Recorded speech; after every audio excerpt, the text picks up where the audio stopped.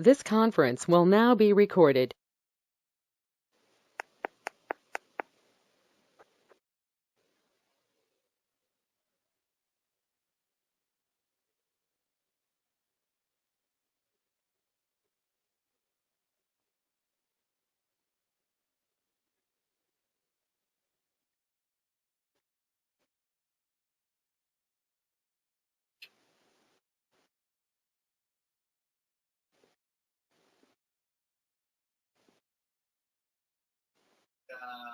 Cryptocurrencies. It takes up a lot of my time researching, investing, trading. Yeah, it's definitely. Well, I don't understand it. No matter, I can't do it. I know, but they can't jingle in my pocket. I get hurt. Anyone get a pilot's license? I can do it. Hopefully that comes after this. Oh, I mean, nice to have you. Jordy Klein, North Hollywood, California. So you're in the IT and cybersecurity kind of stuff there? Yeah, I work in the field of IT and cybersecurity risk management. And you're doing some training for volunteer work?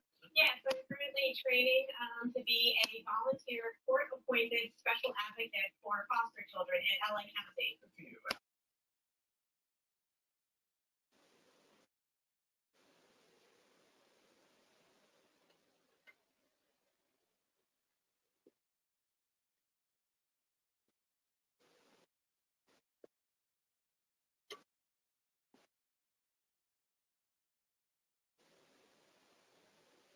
I would second the motion.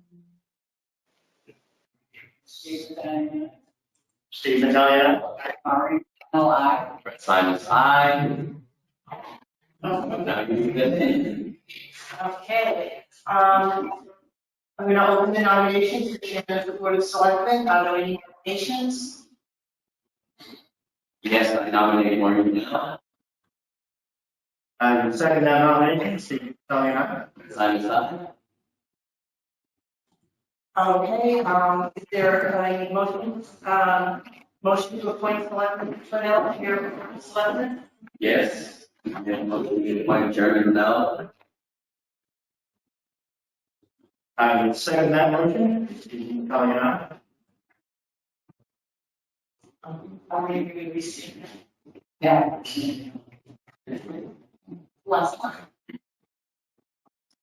To rescind the formal motion appointing executive assistant Sandra Hackworth as temporary chair and thank former Kim Simons for the loyal service to the town of. Well, thank you, Madam Chair.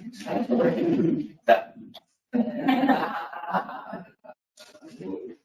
Now, Now, do we have to vote on sending that? Do we vote that? and the other, we just received it. We vote that or not? You're gonna have. Okay. You know, the first order. Yeah. Where's my gavel? So we vote. Yeah. Let's go, right? Today. Please rise.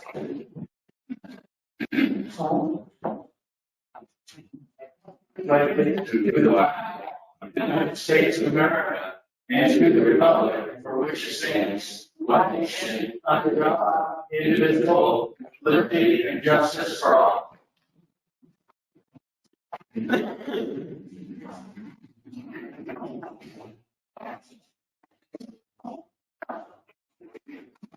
So first up, we have Marshall and Sons public hearing. Notice was given hereby, given under chapter 138, section 15 of the Mass General Laws, that public hearing will be held virtually on Tuesday, June 1st, 2021, 7:05 p.m. on the applications of Rushford and Sons Brew House, LLC, 8 Grove Street, Upton, Mass. For an alteration of licensed premise to include the front parking lot of 8 Grove Street located at the address. Change of hours and interchange license premises as follows: single floor, 2,100 square feet, 1,500 square feet of tap room, 600 square feet of brewery, manufacturing area, 2,500 square feet of parking lot outside space. Is anyone here from Marshall? No one's here right now. You may want to just stand in the hearing and potentially Mr. Goodman will show up over the course of the next few minutes. Okay, we have a motion to suspend. I make a motion to suspend the public hearing. Second motion, First time is aye. Steve Italiano.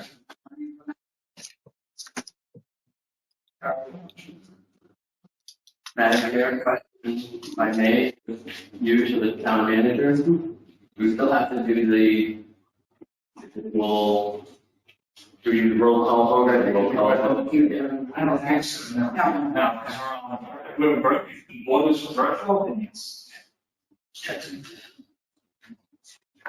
Next up on the agenda is mosquito control board discussion, community advocates and board of health. Somebody- Hello, everyone. By the way, I'm so sorry I'm late. Brian Goodman, Rushford and Sons Brew House here.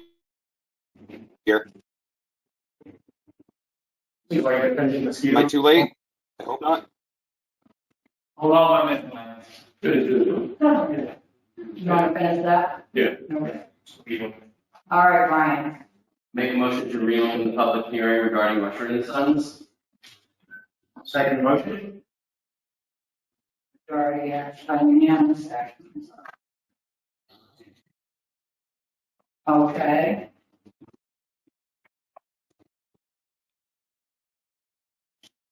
All set, Brian. Did you have a presentation for us? There's some information. Oh, excellent. So,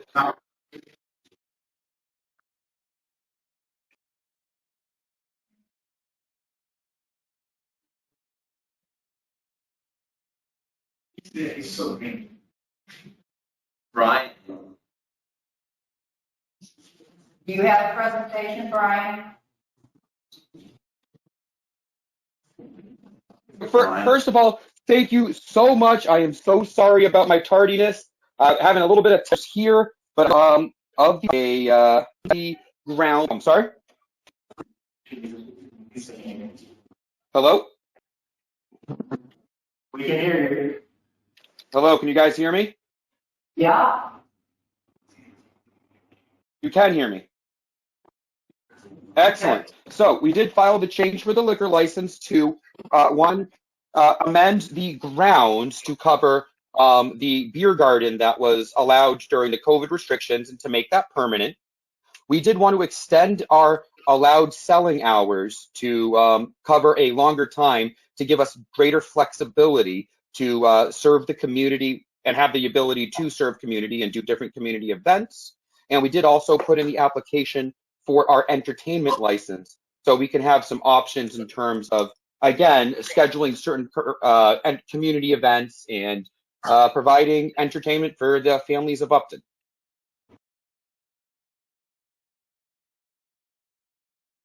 So the first thing, which I'm hoping will be pretty easy, we did apply for the change of grounds that matches verbatim what the board approved for the beer garden for under the COVID guidelines.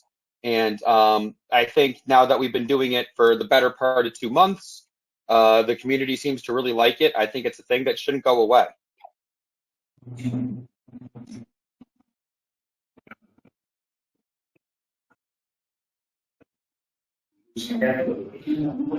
No. I think he's trying to just do that, so. I see.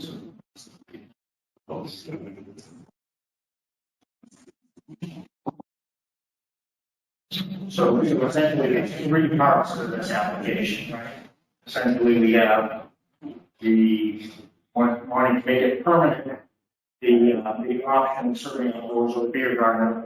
That's portion 1. Portion 2 is expanding the hours. I do not see anything in the file in front of us regarding what the hours are being changed to. I was going to ask that question because they can't go. I mean, well, it was pretty open, right? So, I mean, I know we gave them hours, but we gave them more hours originally than they asked for. I think it was until at least 10 o'clock. I think they're Wednesday closed on Wednesdays. They don't have the license up in front of me, but I think they're closed Wednesdays, and I think it's the Sunday hours till 5. So I don't know if that was what he was looking to move was the Sunday hours. I'm not exactly sure. Is that original? application if you were to approve it. There, you call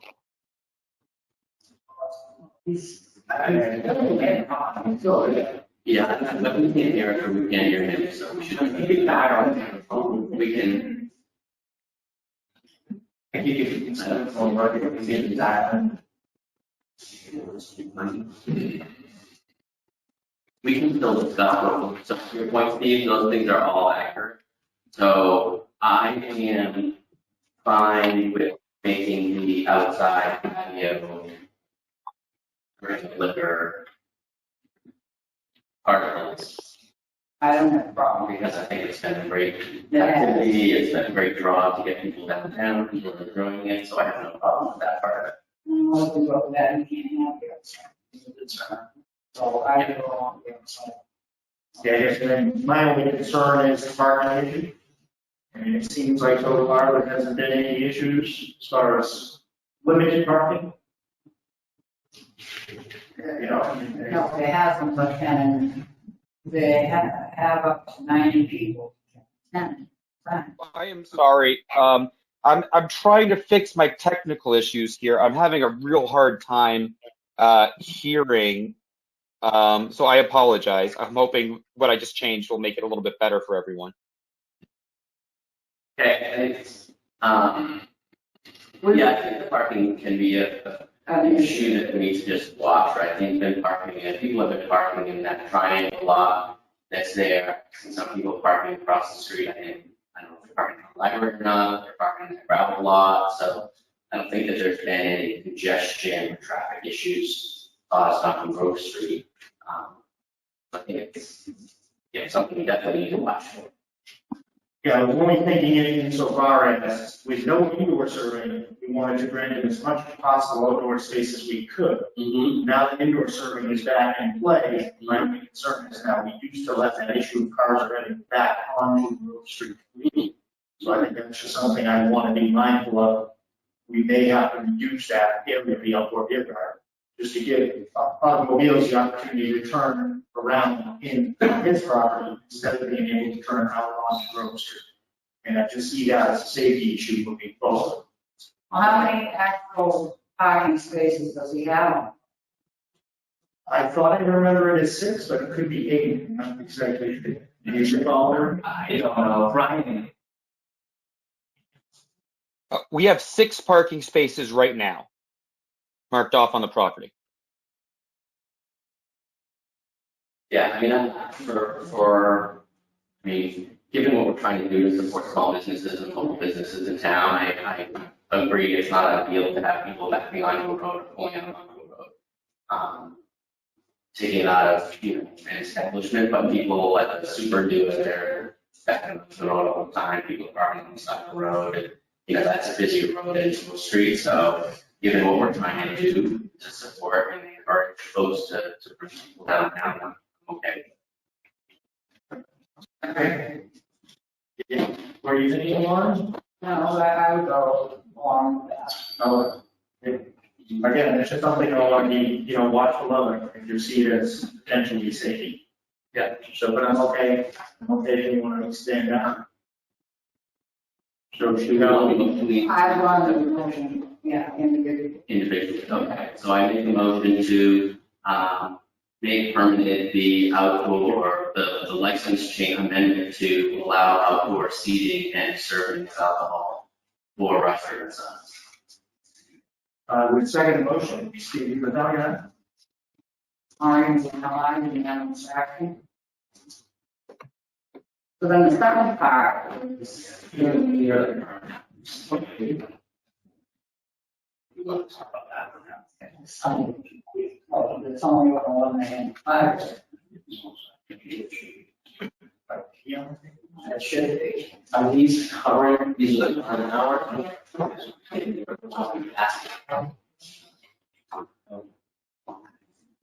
What do you want for your hours of operation, which payment, Brian? Okay, so my biggest, so with the hours of operation, first of all, I don't really want to open any later. I don't see there's any necessary or any community demand. I don't think that it really warrants later operation. what I would like to do is have the ability to open 7 days a week from 11 to 10.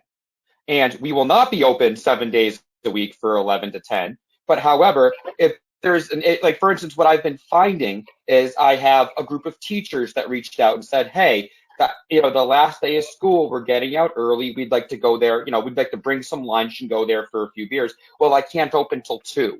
Or, hey, we want to do something on Wednesday. My license doesn't allow me to open on Wednesday. What I'd really like to do is have more flexibility, still no later than 10, because I don't think we need to be open later than 10, but have more flexibility where if we want to have an event for lunch or do something with Country Super or, the Upton House of Pizza where we have, Friday pizza lunch or Friday catered lunch or something like that, or be able to serve more community private events, having the flexibility in our liquor license would be really great for making our ability to meet those, community wants.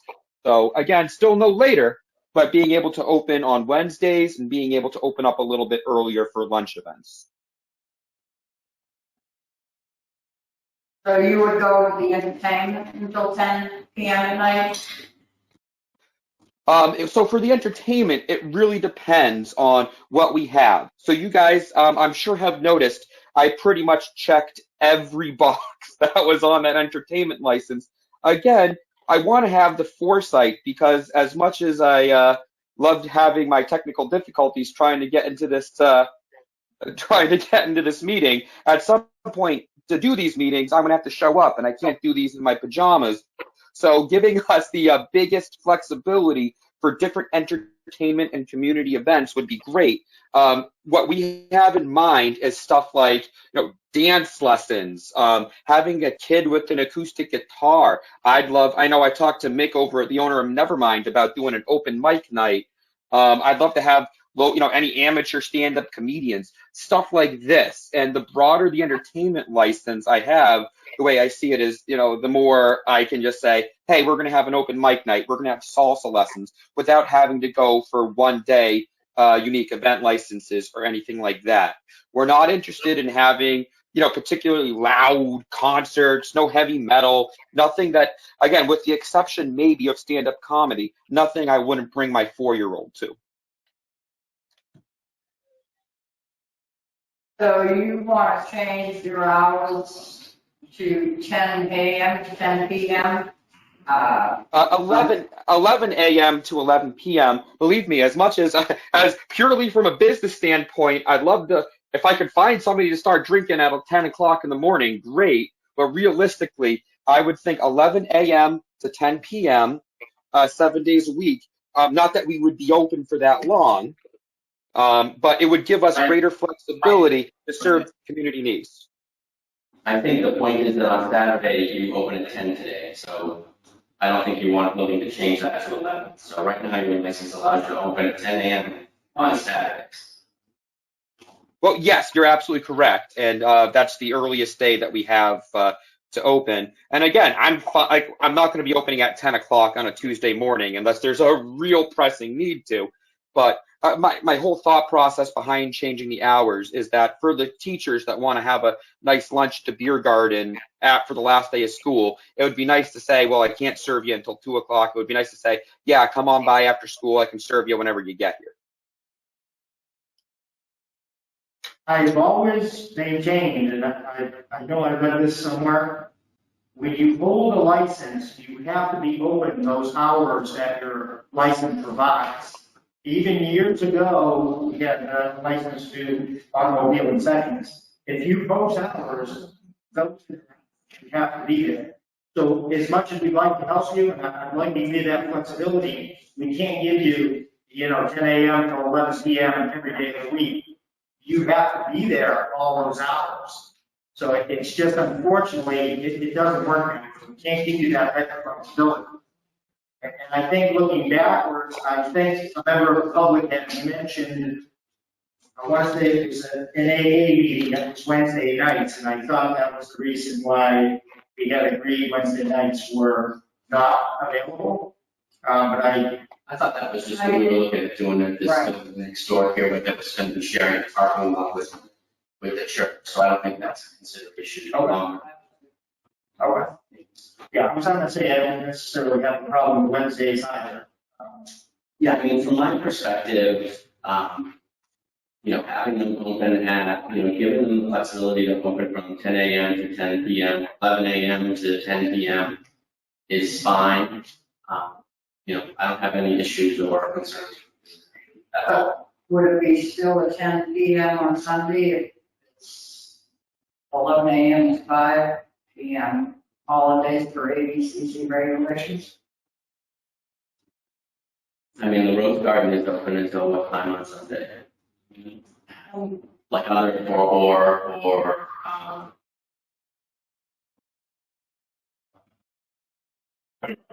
maybe. Red Barn, I was wearing Red Barn coffee roaster shirt all day, it's like, Red Barn, all in coffee, it's not Red Barn. Yeah. Good read your mind. So yeah. Right, 'cause I think that those, I don't think we would want to restrict any one business over the other in terms of what their hours are. And certainly those places, open early on the weekends, and sure that they're not closing at 5 on Sundays. So again, and I know he's asking for 11 a.m., but frankly, just for ease of managing the hours, I would just as soon make it 10 a.m. to 10 p.m. 7 days a week. Yeah, and then if there's a problem, we'll address the problem. They have to reapply for this every year, is that right? Yes. So again, it's like if something goes sideways over the next year, we come back to it and say, all right, it's clearly didn't have to come in. So I'd rather start giving them the maximum amount of flexibility to be successful as a business and to offer the service to the town. And then if we need to correct next year, correct next year. I get that, but I don't think legally you do sort of terms. I don't want to issue a license that's. But we don't govern what he does. We're giving him license to operate the hours he's asking to operate. Well, no, we do govern. He's asking to operate 11 a.m. to 10 p.m. instead of 10 a.m. for 7 days, correct? So the To make it- total- He's asking for 11 a.m. to 10 p.m. 7 days a week. Yeah. So I'm fine with that.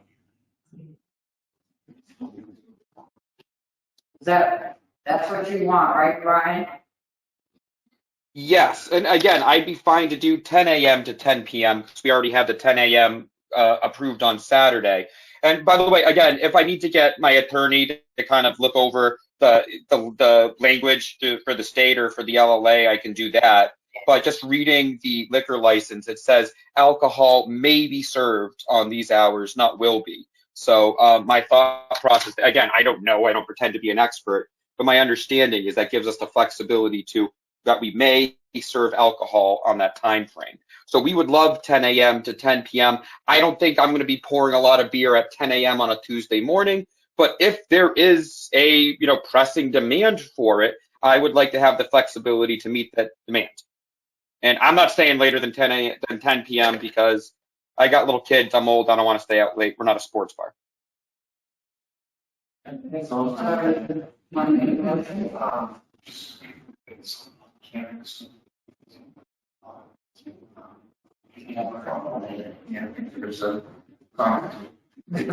Yeah, I thought this was a public hearing. Yes. It is. Well, I would ask that before you make any motions to take action, you get public comment and then make those motions. That's usually.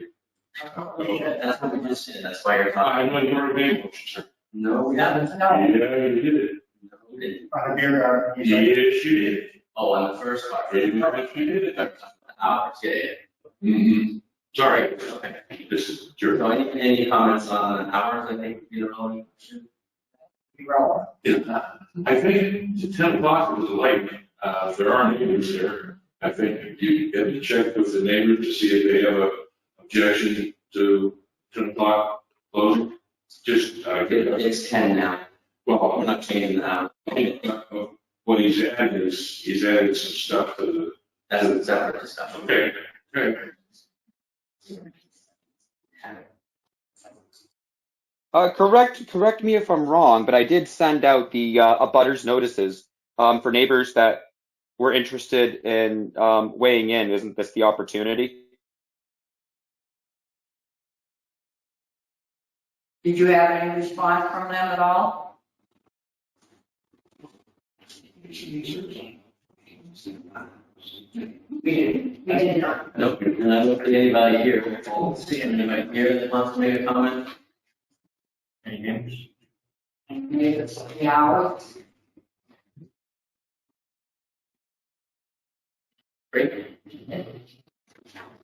So I will make a motion to amend the hours that alcohol may be served on the Rushford and Sons liquor license from 11 or 10 a.m. to 10 p.m. 7 days a week.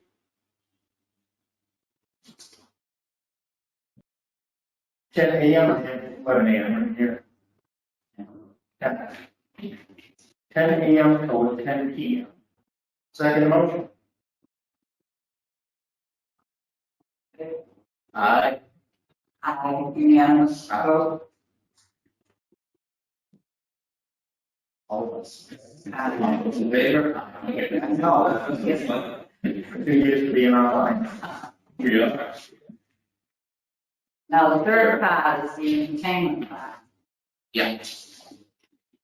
And I guess I'll start with this, since everybody's organizing the papers. Indoor entertainment is one thing, outdoor entertainment is another thing. I do not support that at all. There's a 3-family home that's literally 25 feet off where the beer garden is, and we've got at least a 4-family, what's on the arcade.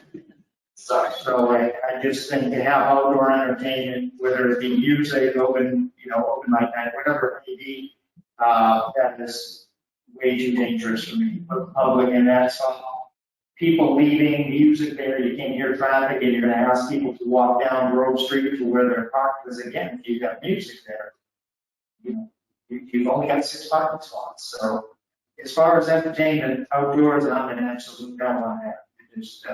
We're making an awful lot of concessions, and I don't mind, I'm a small business owner, I want to have a small business, but by the same token, we've got to be consistent. If we're not giving those same consistent flexibilities to other businesses, it would seem really unfair. The business has been in town 25, 30 years. We're getting all these concessions, but we don't offer that to our other businesses. So, I reluctantly agree to those hours, but again, I don't think that that's actually accurate. As far as I think, though, I couldn't disagree with that anymore. Indoors is one thing, and to have to ask people with music playing to walk outside, people on Grove Street, walk down to a remote parking lot, wherever it may be, I think is dangerous for the public. So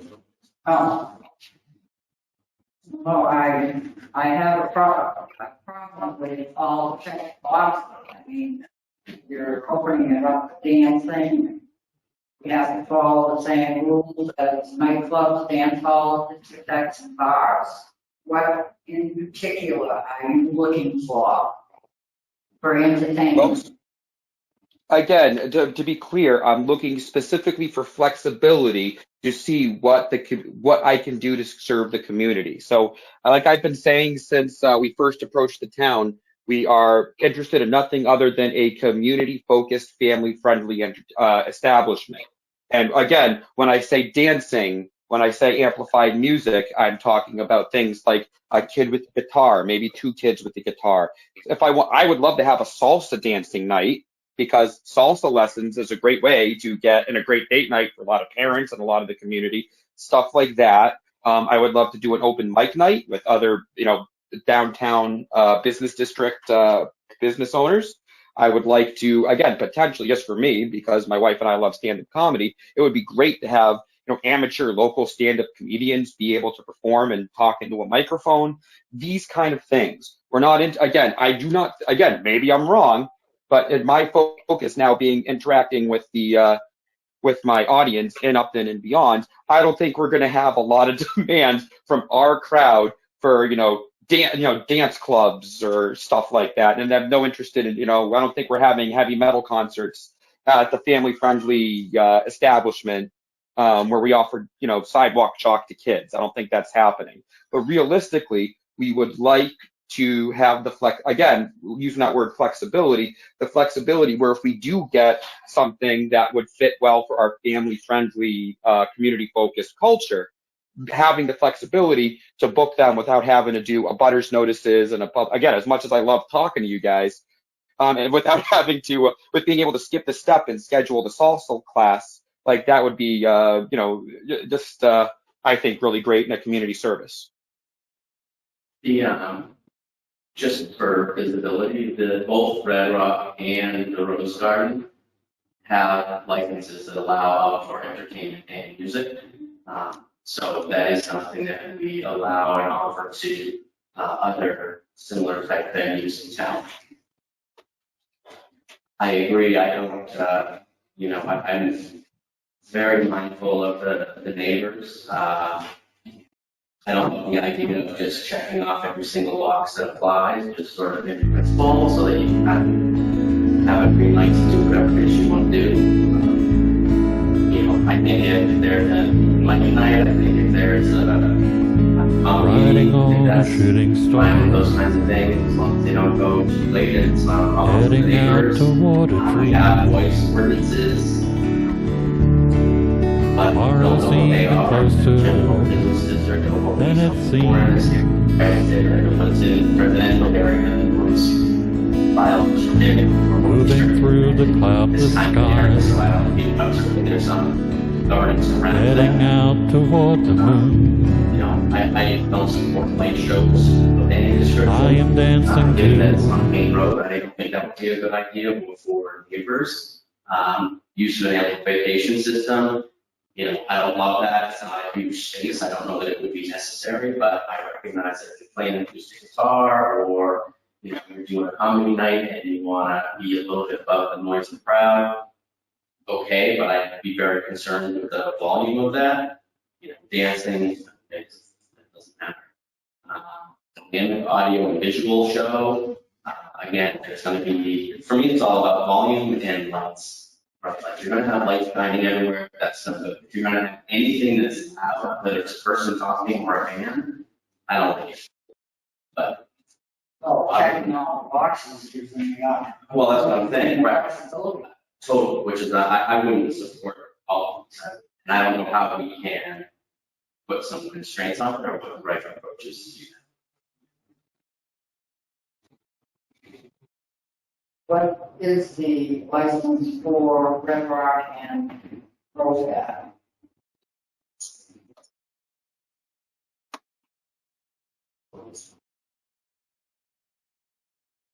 For me, the big difference is parking is connected and they're very isolated buildings. Like you could never look at the Red Rock space and say, okay, that perfectly translates to what we have going on at Big Grocery. Right. Because we couldn't say, well, it couldn't be more different, right? Or the same as if you looked at every property, you look and you say there's a lot of privacy, there's a lot of neighbors. It's different. You don't have a free family that's, again, 10 feet off the boundary. So those are the things that I'm looking at. Again, you get a multi-family on the other side of the park. And multi-family on the other side of the greenhouse. Right across the street, right across the street. So it would be a flight, but Yeah.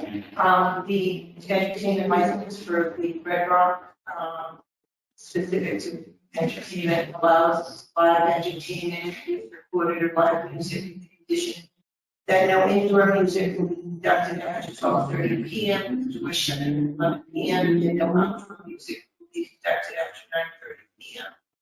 That's for Red Rock. And, excuse me, I'm sorry, that's Rose Garden. Rose Garden.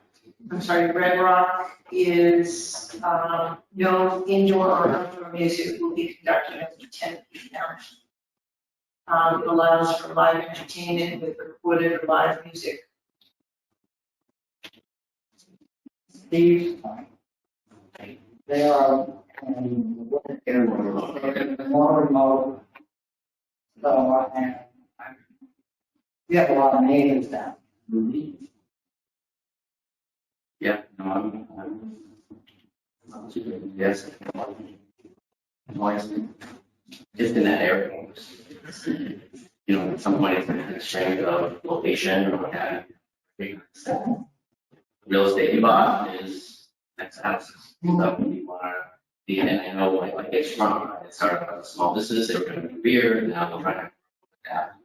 You know, I think we've done a lot to accommodate them, but to your point, both your points are like, there's got to be some recognition that it's a place that's right next to residential. And it's 6 times for, a crowd of 9 people. Yeah, I mean, yeah, I don't mind the parking as much because I feel like shared parking is going to be part of our downtown experience, no matter what we do. It's really the lights and the sound. Yeah, there's enough places for people to park, right? Whatever we allow them to do. I mean, I can tell you, we are in our apartment, and just real back, VFW, they're parking on the side of 140. So we don't have one that's fire, no, get yourself. We do that. We're in trouble. We're in trouble when it comes to parking. So,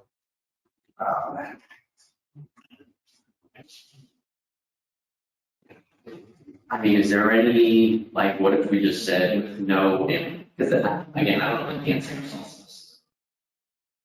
But amplification, I guess that's just like even if you run radio, right? Why? Exactly. Well, no, I'm thinking acoustic with that, maybe it's the amplification, right? If you said, hey, you can have no amplification, you can have someone doing stand-up, but it's gonna be their voice, or you can have someone playing an acoustic instrument, but it's just gonna be the acoustic instrument, no drums. Right. You know, so, I don't, maybe Yeah, it's by the way, something we can. We'll get to it in a second, Brian. Yeah. trying to talk through. Sorry. And again, indoors are a problem. Totally. If the outdoor is that's the problem. You know, as far as I'm concerned. Yeah, so I don't know if there's some kind of, something we can allow for non-amplified. Right, like people sitting out on the patio, they're talking, so if you have somebody there, and it's like, hey, why are you supposed to play? You have nothing. It's going to be very difficult to allow that without amplification, because certainly an acoustic guitar and someone singing in their natural voice is going to be tough to get. Right. In an indoor space, it's fine. You know, indoor space is Mr. Holland, you have a Yeah, question? maybe I can help you from a board of health standpoint. The state law talks about, it's a nuisance regulations, which means if you're living someplace and you can't go out in your backyard or your front yard and enjoy your property because of a continuing nuisance or nuisance, then the board of health can jump in the fray and resolve that issue. So I would say that that's probably the decision in spot she has to be, it can't be a nuisance. Right. I mean, because people would call the board of health and complain about noise, and Right. you'd have to take action. And that, you know, Red Rock or Rose Garden, as well, right? I mean, it's less likely to be an issue, but if they decided they wanted to have, you know, a concert with a giant wall of acoustic or giant wall of speakers and amps, then somebody might complain. I mean, we can make it indoors for now and revisit this down the road. That would be one option we have. We could say no and revisit it down the road. Right now, it's not something. So, I mean, we know, I think listed it for his payment, but we really never had a discussion with him on what his plans are and how it's going to affect things. And Mr. Holden's point, it is an issue. Yeah, and we have never got to play on the Rose Garden or the Red Rock. But we anticipate that we get significant complaints because of the location. Be initiated yet. So are we good with revisiting this at some point in time? We have to vote out of the no, we voted it and then voted no. Yeah, if you haven't denied his request. Yes. Do I have a motion? Yeah. motion of a negative determination on the application for entertainment license, that would be a no. I guess that would be a yay or negative determination. Yeah, you can make a motion. Yeah, I'll second the motion, with just a comment that, I'm certainly open to discussing on some of these items and what we could do to accommodate it. I absolutely, I certainly don't support the blanket application as it's written. So I'm certainly, I would say. Now, Ms. Action.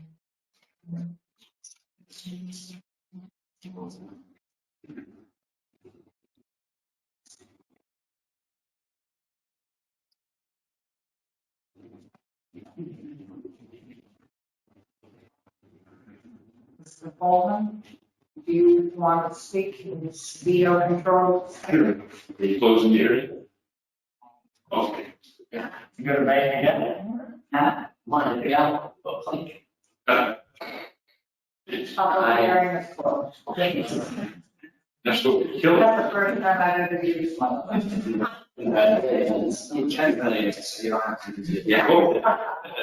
You still want to take it over because you got. Brad,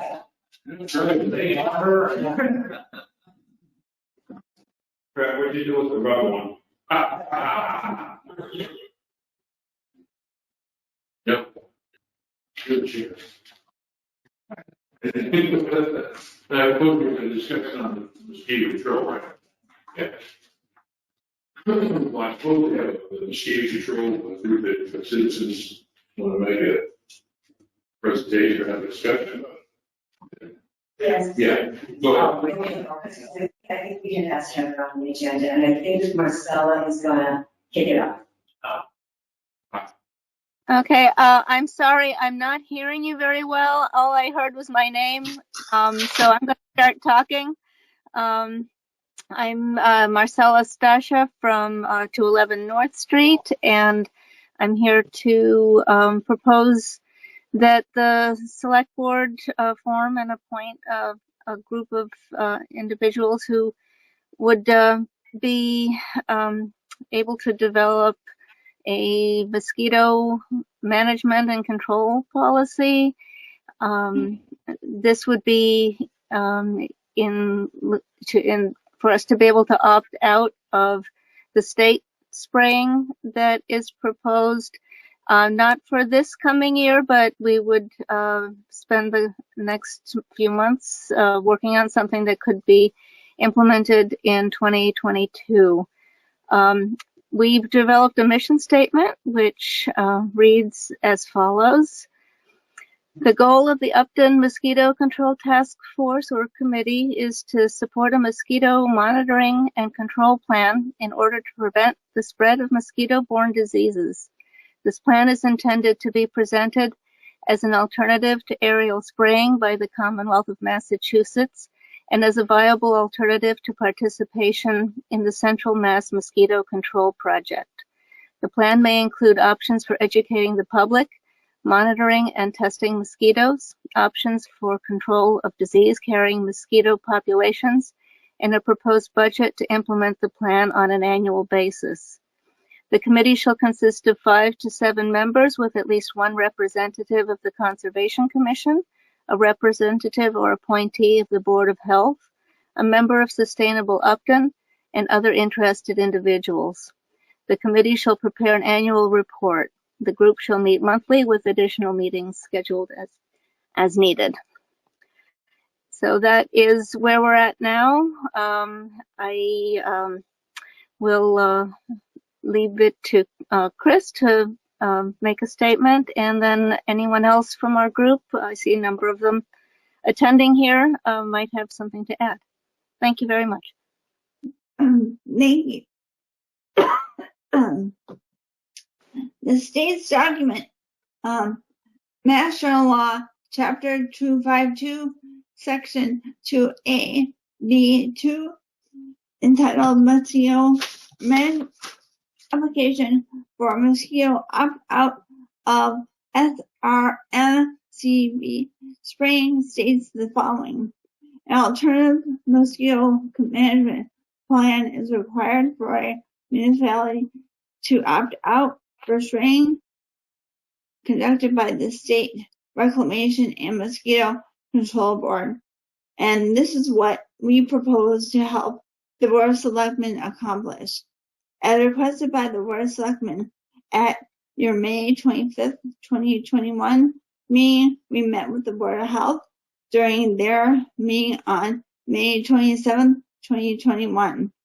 We did have the common goal of protecting the residents of Upton from mosquito-borne diseases, and the method of doing so was not agreed upon. The state document does not require the Board of Health to prepare this plan, but asks for their input to be provided to the Board of Selectmen. The ultimate responsibility is with the Board of Selectmen. Public input is required. The steps to follow are outlined in the application. As pointed out in the MVP report, Upton has a goal of reducing chemicals in our environment, which is what opting out would achieve. And some residents already have sensitivity to chemicals. Others are concerned about the potential effects of adding chemicals to our environment, which are known neurotoxins, carcinogens, or may induce asthma attacks. The residents voted 3 times at town meetings not to spray 2013, 16, and 19. No alternative plans of action were pursued by the town. The Conservation Commission sent the Board of Health a letter about this with suggestions for alternatives to spraying in June of 2013. No response was received. Now in 2021, the Citizens Mosquito Control Advisory Group would like to be authorized to be formed and appointed by the Board of Selectmen, reporting directly to the Board of Selectmen.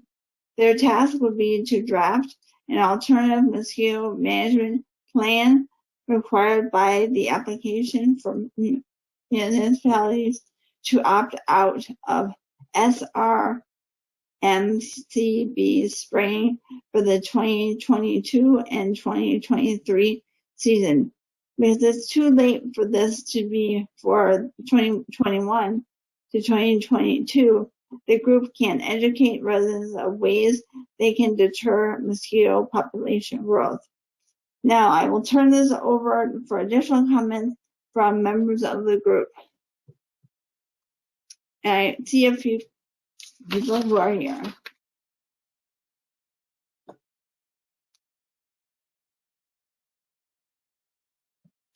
Sorry about that. Technical stuff. Elisa and Jean Burnett. I'm Elisa Burnett, 228 Mendon Street. Thank you so much for listening to us.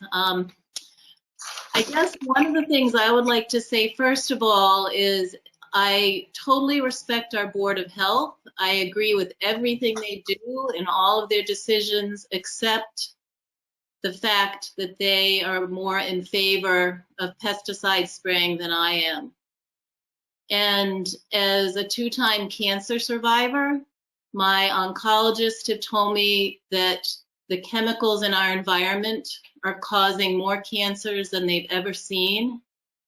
And I feel that the spraying aerially for mosquitoes or roadside spraying is adding to this. And I would respectfully ask the Board of Selectmen to appoint a committee that has balanced perspective, including the Board of Health, as well as other people who are not so much in favor of pesticide. And I thank you for listening to me. Also, I want to mention couple of things. The MVP project, municipal vulnerability plan that we're getting ready to endorse, I think, has a strong emphasis on lessening the amount of chemicals that are being sprayed for all different things. Hopedale I don't know how many of you saw the article that was in the Globe yesterday about the towns that have been opting out. Part of it is because they have found PFAs in drinking water.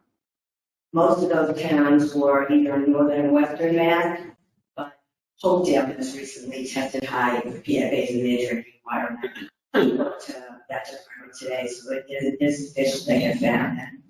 And the thinking is, as stated in that article, that they think it was partly at least a result of spraying episode in 2019, because they found that the chemical they used did have PFAs in it. So I don't know if they're going to change what they're going to use, but right now we don't. But one thing about protecting ourselves from mosquito diseases is there are things we can do. We cannot go outside at certain times of day. We can put products on us that will protect us. There are lots of things we can do, but if they spray that stuff, there's nothing we can do. It gets the way it is. So we feel strongly, especially in view of the town vote that we've had, so overwhelming. The last time there were over 100 people, and it was the last article on the warrant, and many people had to leave because we were late the night. There were over 300 people there to begin with. And then by the time the vote came, it was like, I don't know, 100 to 10 or something like that. And that was the smallest number of people. In past years, there were even more. So I know that there are a lot of people that feel differently about this. I know it's somewhat controversial, but it's something that we need to balance. There have been people in town who were beekeepers who have lost their hives from that spraying. So that's something to consider as well. That's small business. And we just feel that in view of the votes that have happened, the Board of Health, as much as I respect them all and like them all and have a relationship, has taken a view that's not really consistent with the way the townspeople have voted. And so that's one reason we would hope to have a broader community representation with a lot of people and do a serious look at it and hopefully come up with something that we can agree with. And because we're not just saying we want to opt out, we're saying we want to come up with a plan. And that happened to the Board of Health some years ago, talked about monitoring and finding out where the places are and doing targeted reduction of therapeutic mosquitoes, and we would still like that. It wasn't active on, and we'd like to plan. We don't want to just do nothing. We don't actually, you only needed education in order to apply this year, but we thought that that wasn't enough. And so we're waiting to have a full plan that really monitors and controls just in the fields more balanced.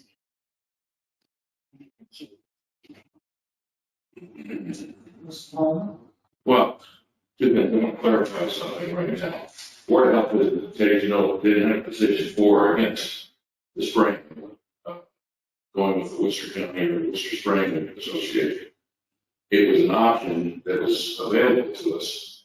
We took it to the town twice. The town has voted not to do it, so fine, do that. When they asked for a plan, that was that's the investigation we went through, and it was a plan that we had.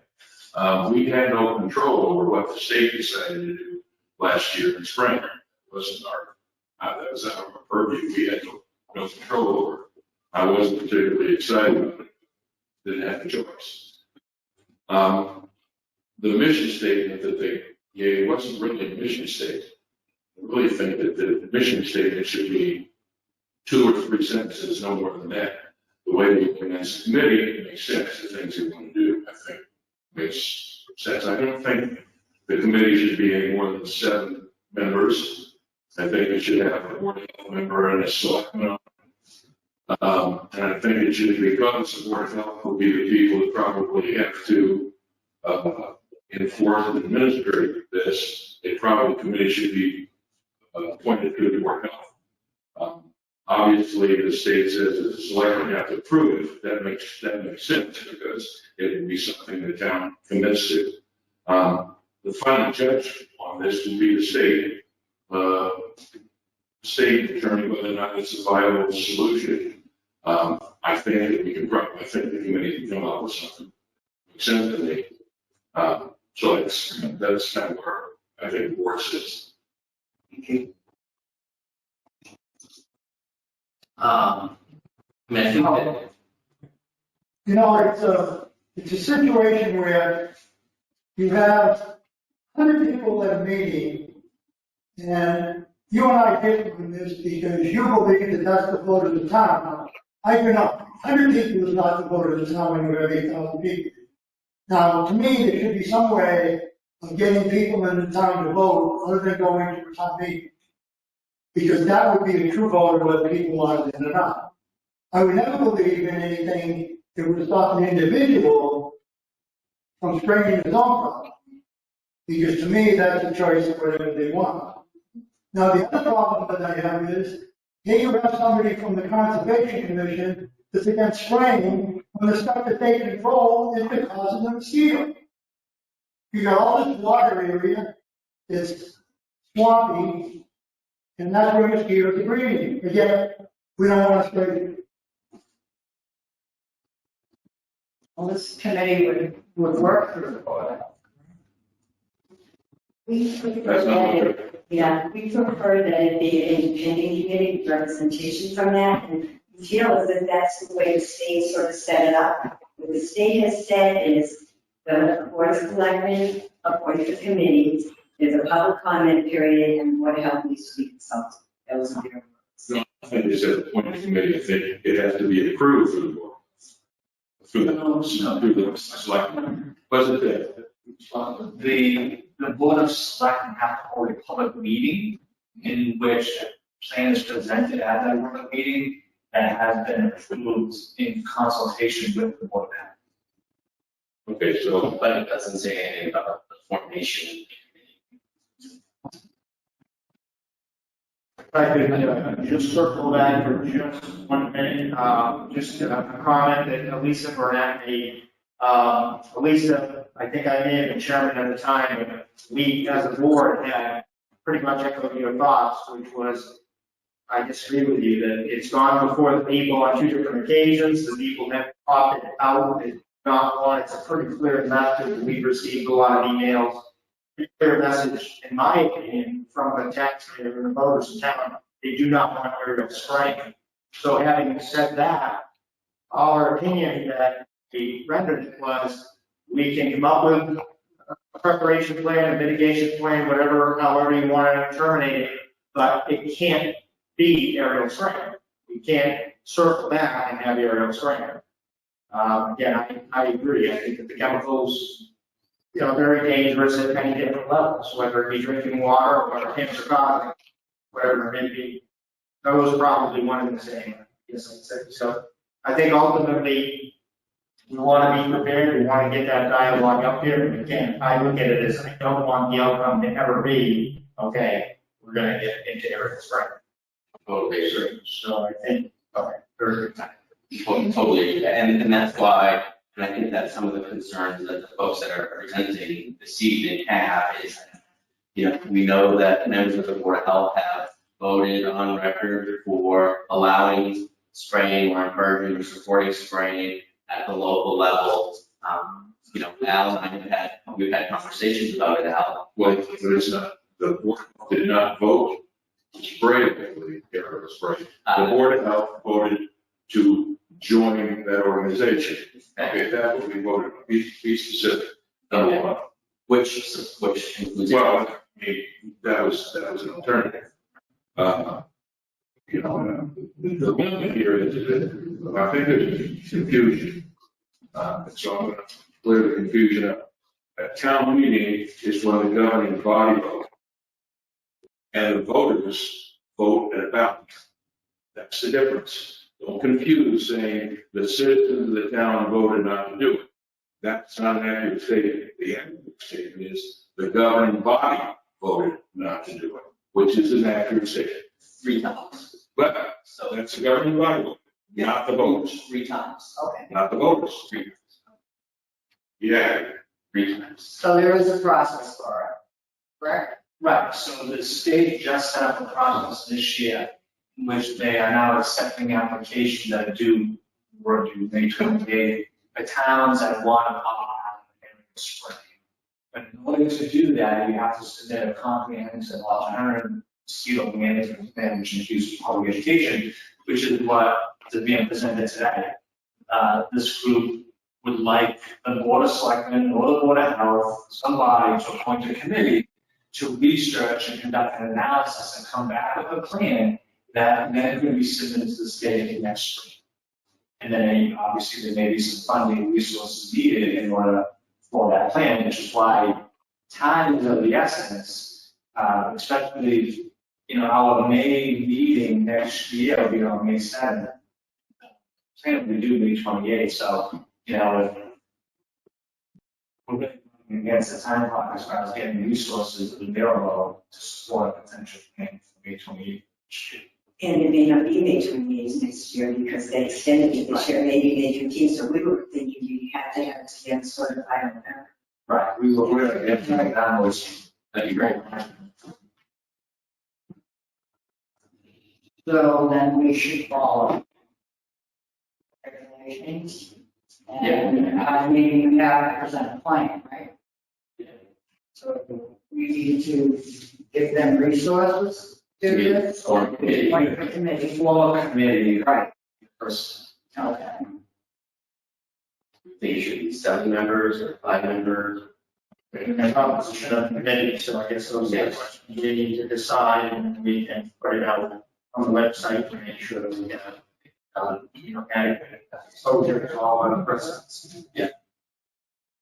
Well, Board of Health should be a member of the committee. Yeah. Maybe some notes, I agree with you. Martin, since you've been chairman, well, change it. We're not even running out of it. Well, he said.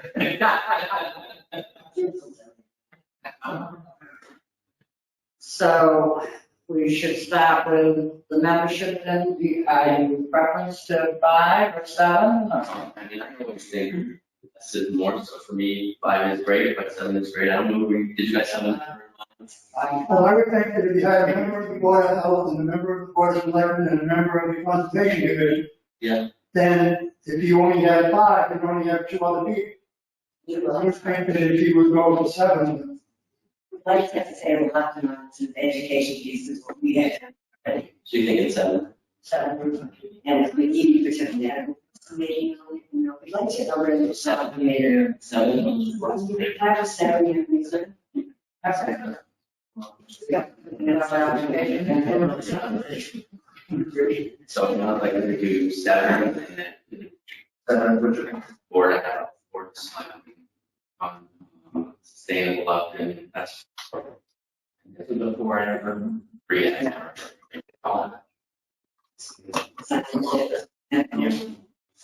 Is that amenable, Marcella? Marcella, what did you have for your recommendation out of curiosity?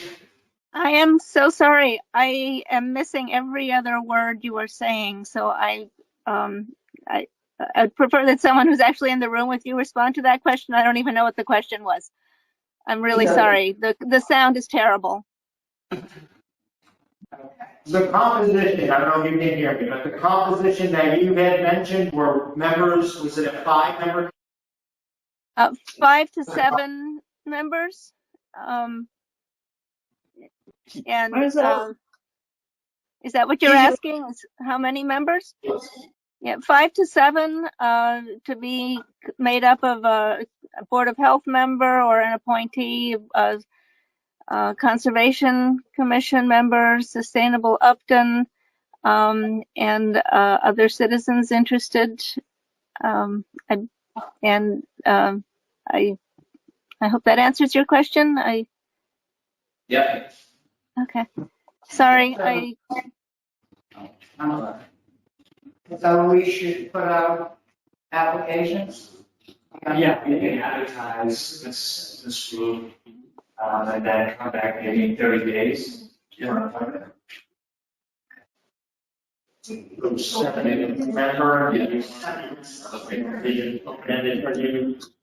you comfortable with having a Board of Selectmen member on the committee? Yeah. Mr. Holman? I would expect a mission statement from the Board of Selectmen.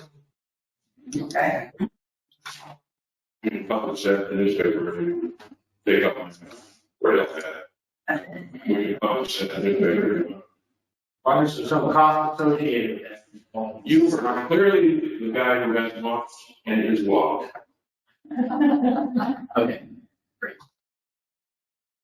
Got a motion?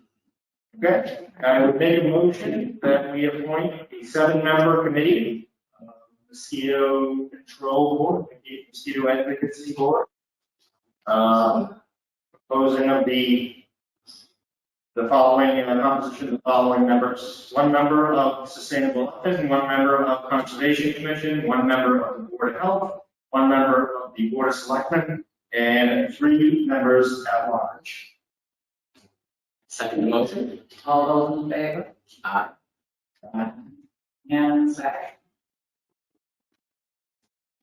Thank you. Yeah. Do you think Peter, what would be the actual recommendation?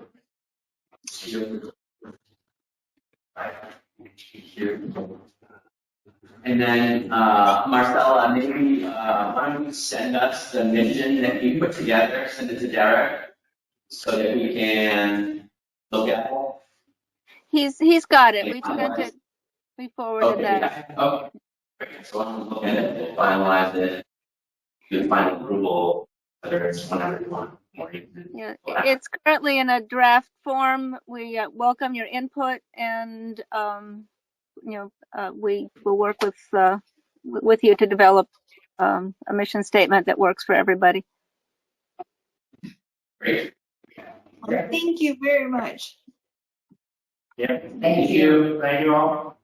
Thank you. Thank you. Mrs. Flaherty.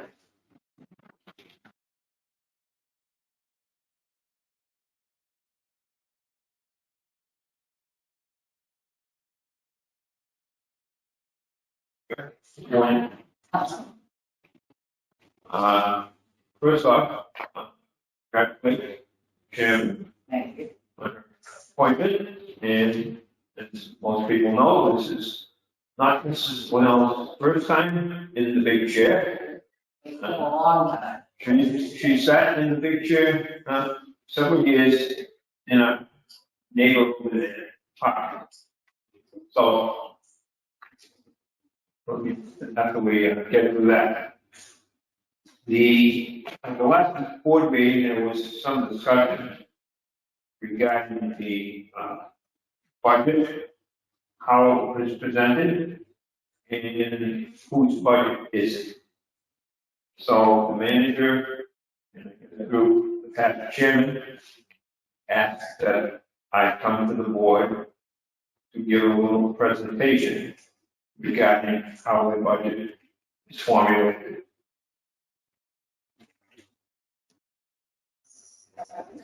Just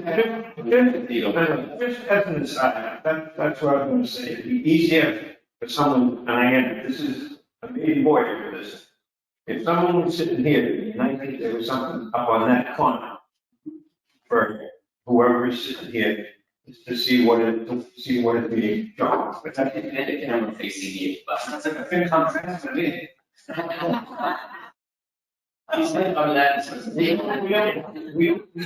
We don't have access. It's unexpected. Yes, I think it's but we said, I'm not spending any money in FY21. So please verify. But we don't have access to the CARES Act. Do you have? No, No. no hands. I can be conscious of that as well. I All actually, yeah. We put it in. I got tremendous. It's going to be on the screen here, and then we'll bring it to you out.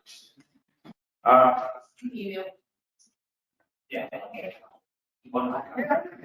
Oh, we don't need to. We got it. I'm going to say that. It's online. But he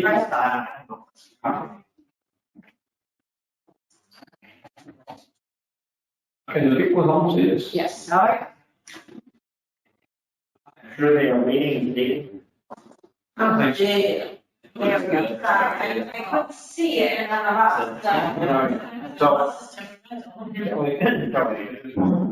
Right. Basically, the material I'm going to discuss it tonight, a lot of it comes from this called the Finance Committee handbook. Now, that's a publication that is put out by the Association of Town Finance Committees. Every dues-paying member of the any town, the Finance Committee has dues paid, they are entitled to get this. So basically what we're saying here is, what is the role of the Finance Committee? Well, when it comes to budget preparation, all right, the municipal budget, I suppose you could make the analogy, is similar to the state budget or the federal budget. And if you use the analogy of the state budget, the governor is the executive, presents his budget to the Ways and Means, which basically has the same function of Finance Committee in the local municipality. And they work together to bring the budget to the legislative body, which in the municipality is town meeting. A lot of work was into it, but when the bottom line is that it is the Finance Committee's budget. It is not the Selectmen's budget. And as a background to this, we're on slide stuff. Can I respectfully disagree now, or should we get in? You can disagree whenever you want, because I can cite the chapter and verse that backs up what I'm going to say. So Paul, you were talking about that, Yeah, and then now you're talking about the local finance committee. I caught up to you. right. And then you have Finance Committee. It's the Finance Committee's responsibility to receive the budget, again, from the executive branch. Or Selectmen. It is the Finance Committee responsibility to receive budgets from the executive branch, either collective as a whole or individually, analyze them, have hearings with the department heads and the public, brought together to present a balanced budget to the town meeting. That budget should reflect the Finance Committee's decision based upon their best judgment from the finances of the town. The budget before the town meeting is the Finance Committee's budget. And that arrives from the Chapter 39, Section 16 of the Mass General Laws, which says every town shall by law provide the elected appointment duties appropriate provided to me, who shall consider all municipal decisions for the purpose of making reports to the town. And every town have a committee appointed under the authority of the section. Such committee, or the selectmen, if authorized by a bylaw of the town, and any town not having such a committee, the selectmen shall submit the budget to the town. Because we fall under this Chapter 39, again, it comes back to work to the fact that it is the Finance Committee who presents the budget. Are we talking about the finance committee before, or are we going back to the town manager's act now? We're going to go to the town manager.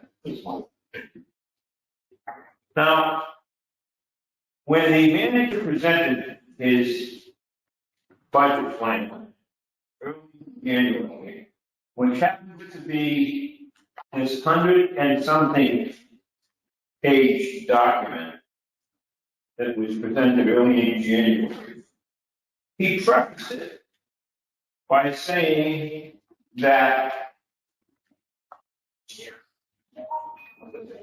in accordance with the provisions of Chapter 391 of the Acts of 2008, he presents this budget. Now, just so you may or may not recall, Chapter 391 of the Acts of 2008 is the act of the legislature which created the position of the town manager in the town of Upton. It was approved in December of 2008. And if you go to the first section of that, it talks about the responsibilities of the town manager. The responsibilities and authority shall devolve from the board to the manager. And you go to B, compiling and recommending to the board a balanced budget for approval in its entirety for the departments under the jurisdiction of the board. And you go to section 5 of that, the act. It says the manager shall have budgetary powers and responsibility. The manager shall prepare and present annually to the board for its review, approval, and recommendations to the finance. Detailed budgetary estimates of amounts necessary for the administration of all town boards, offices, committees, divisions, and departments under the jurisdiction of the board of the manager for the ensuing fiscal year, including both capital and operational items. The manager shall present a requested balanced budget to the finance committee. Prior to the establishment of the position of the town manager, it was, and actually it was a project of the finance committee to get the material they needed to put the budget together. We would send out requests to all the departments and hope that they would come back to us in a timely manner. Some of the ones, similar to as you do now, those budgets went to the Board of Selectmen and then came back to the Finance Committee. Now, as a courtesy and to assist the manager in producing this budget document, the departments which do not report to the Board of Selectmen, the library trustees, school districts, there's a couple others in there, library trustees, they copy the Board of Selectmen, or they copy the managers with whatever documentation they send to us to put into the budget package. There was, in the past, the Upton budget was extremely lengthy. There were numerous numerous line items which were all voted on individually. Not that long ago, every salary or wage of any town employee was voted on individually by the town meeting. There really isn't the place of town meeting. Yes, it is to approve the wages, but in effect, they have voted on the individual salary of an employee, which does not take into account merit increases that have been authorized, that have been requested by the department head, or increases that are a result of union contracts, changes in contract. Some years ago, well, let me put it this way.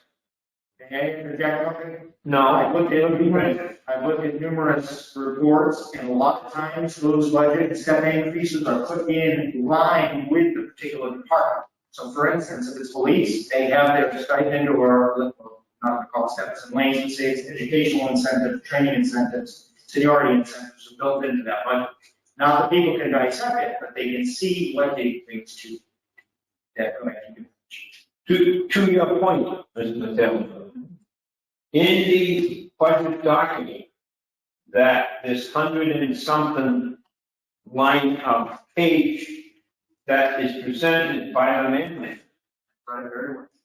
every salary every wage is documented there in that document. Some time ago, we made the effort to consolidate to make the budget process easier. By doing that, we tried to eliminate some of the wage lines and went by included at the back end of the finance committee report was a spreadsheet that was put together by personnel board, which was basically an Excel spreadsheet where if you could take the time, you could follow every salary line, go back and bring it back into one of the other pages on our line items in the budget. And then coming back when before Derek Reed was here, and he said, "Paul, why do we show all these line items? Most towns around show wages, salaries, expenses for each department, and that's how it's voted on at the town meeting." And Kelly, I don't know if in this presentation, there are a couple of slides that show how Hopkinton presents it, and Northbrook presents it, Grafton presents it, Westbrook. And I just looked at, 4 or 5 of the contiguous towns, like the ones that show on the board. And there are no individual salaries presented there. Even included men. The information you are presenting is incorrect. Yeah, could we wait till we actually? Yes, may I show you this, what he's talking, just so you can see, so you understand my frustration. Somebody's sitting in front of me and is misinforming me on something I can clearly pull up. I'm not going to listen to. Could you tell me what your point is, sir? Absolutely, I can read it to you, or if you'd like, we have the laptop, you can look it up. For instance, you just mentioned that, and you have graphics on the screen. Let me roll down to the police department. They've got their administrative, the police chief, police 2, 3, 4, 5, so on. They've got longevity stipend, hours, hourly rate, and FY22 total salary.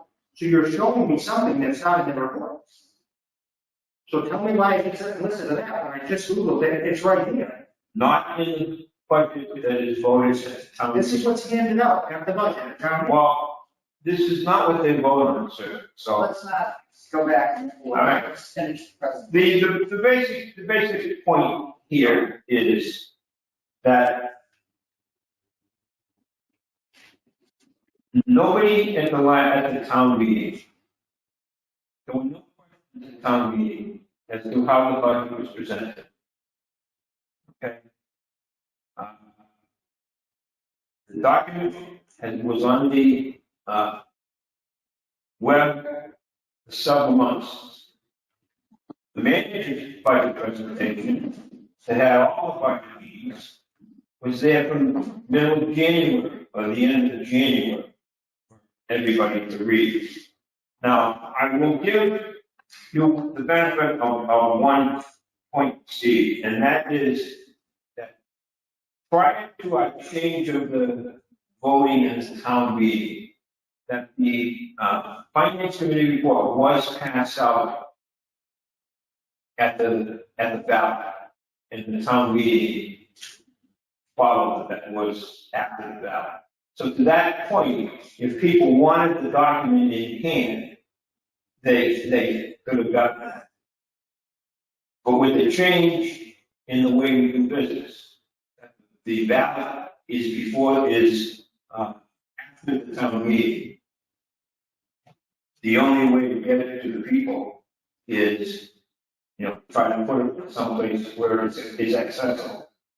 Now, I'm aware that the warrant articles were mailed to every household in the town.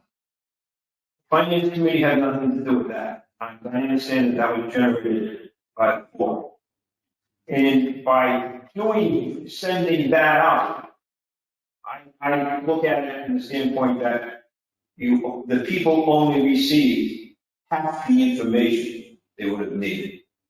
Because the budget is as important to the operation of the town as what takes place at the town meeting, as does the warrant analysis. All right? Everybody is entitled to their own opinion as to how things are done. Everybody is not entitled to their own facts. All right? The fact of the matter is, no matter where you look, it says that statutorily, the budget before the town is the finance committee's budget. Right? One other thing, while I have the opportunity here, and I may be digressing a bit, Madam Chairman, but I think this is important. The issue of regional school budgeting has been subject for lots of discussion. I know a couple of meetings ago, one of the other representatives came to the board to try to explain or give some feedback as to how the budget process works with the municipality. And Kelly, I don't know if we haven't, you can come up with this. This, what is, we're going to try to put up on the screen, is the basis for how regional school budgets are arrived at. It's 603 Code of Mass Regulations 41-00. And it goes into great detail regarding the process of about 4 pages of how the budget is adopted. And right now, because the Mendon did not approve it, there is a process that has to go. And if I'm,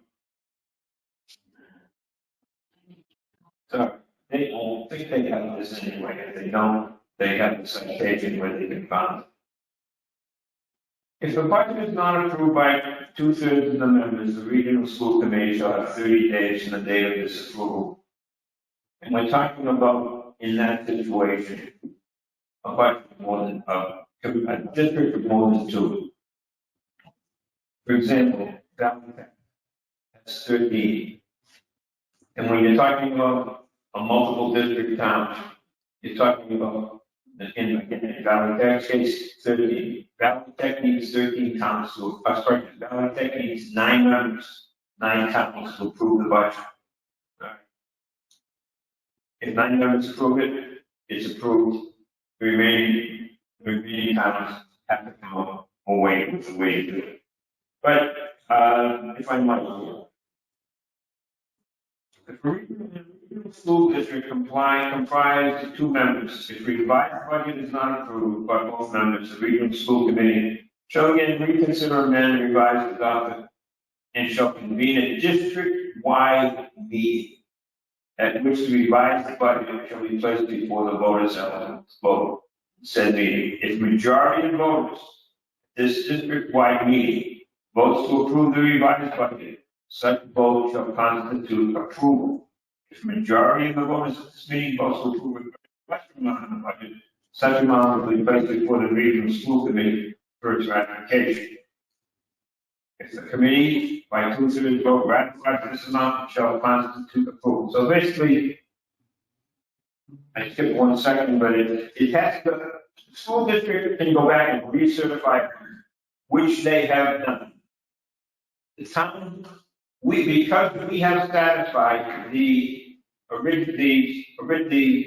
recertified number, we don't have to do anything. Mendon has 45 days to have another town meeting to recertify the budget. They need a town meeting and they need an election. we don't have to do anything. If this original number passes, fine, everything's good. If it fails amendment, this second vote, the opportunity is to go to a joint meeting of the district.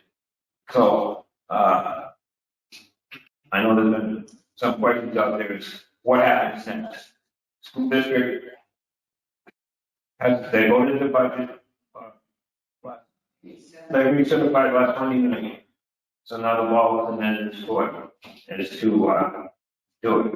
And again, all the regulations as to how this is done, it's all in black and white.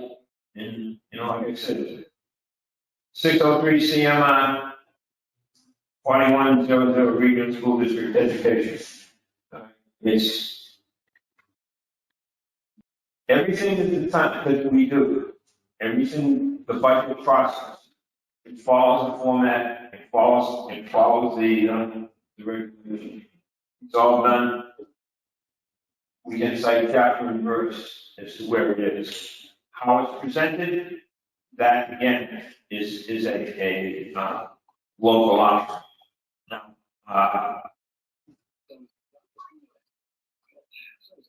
we can talk about this forever. Going forward, perhaps we can have further discussion before the next budget period. But it comes down to the point is how much information is there. Again, everybody who wants all this information, every salary, every requested number is here in the manager's budget report. There's a line-by-line explanation as to where every number comes from. And again, the same doesn't really apply with the school district, but there are several presentations that the school district makes. They have a budget hearing that has to be done 45 days before the first town meeting. That's by statute. And again, just with respect to the school budget, all people don't realize this. If the school district votes a budget and the town chooses to do nothing, if the town doesn't have a town meeting within the required time, that budget is considered to be voted. So the town has to come up with a way to fund it. Again,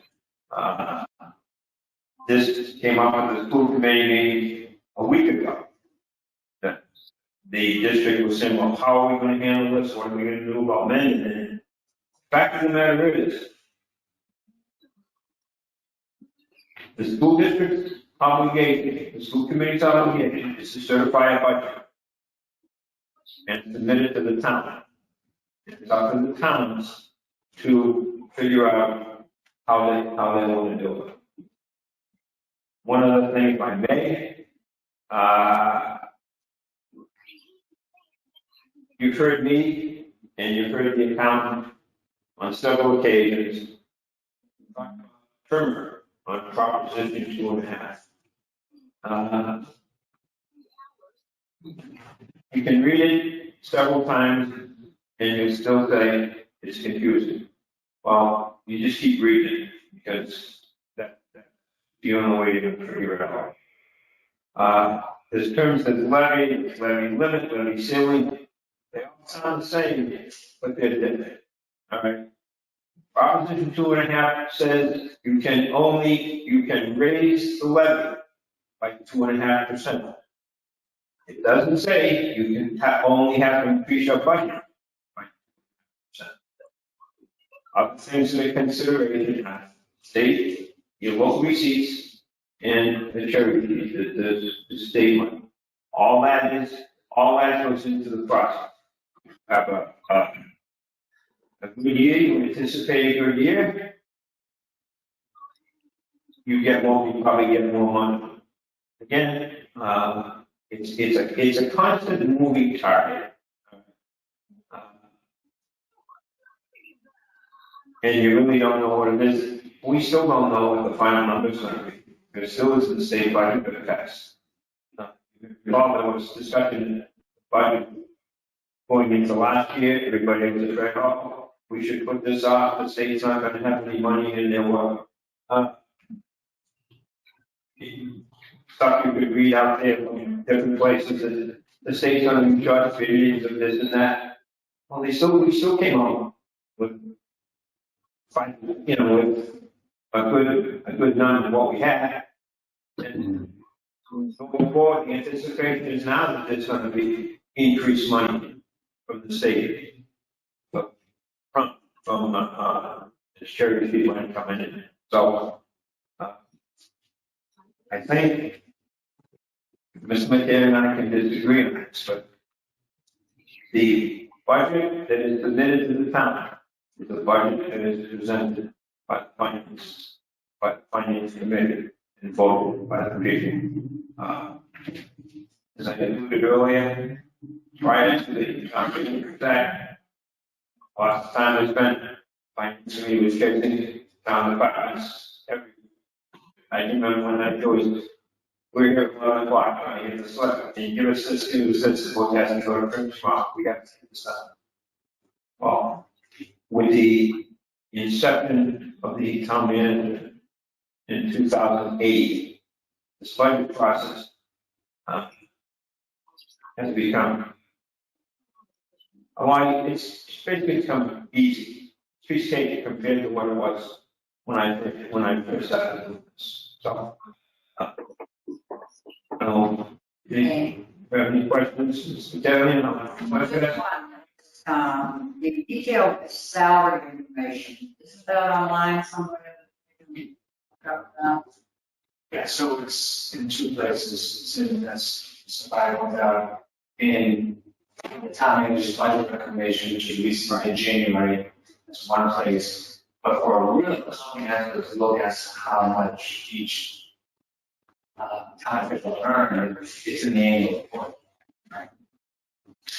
And the annual report, you have to keep in mind that book that they pass out, the numbers that goes on the basis of the calendar year, not the fiscal year. So it doesn't, I don't know what it comes in. We never mentioned anyways because in the annual report it has overtime, it has details, it has other stipends. The town report even has a breakdown, there's a column there, see your work off, if you want to get that. Finance, The election wages, there's a lot of crap. And again, you can make the analogy, if you look at some of the names, and Steve and I, we can relate to this. There's police detail. Who is this guy? He's somebody from some other town that comes in here because we can't get the people to do the details. Right, and same with other towns' annual reports, you may see our officers working in other towns, that works both ways, right? Talking about the budget, though, definitely the software we're using today is making the budgeting process much easier. Of course, our department heads are better prepared, so they're really, we're saying we need the budget, but really, it's department heads, our treasurer, yes, our treasurer, and of course, our finance and finance director and those really are key components of the budget together, as well as their cut you, you're right. So yes, I would agree with that as far as the budgeting process. My point, and for folks that are listening at home, and I see someone that knows what we're talking about, we talking about this. But for other people that are listening at home, other people who may be in attendance, this really just comes down to me bringing up and raising a question about transparency. And the way we've always presented our budget, we expand on salaries on the back several pages of our budget presentation, and it's missing this year. And again, I've spent some time looking at school budgets. I've spent some time looking at, finance committee budgets. I did a lot of research actually in schools, trying to figure out who's having overrides as anybody.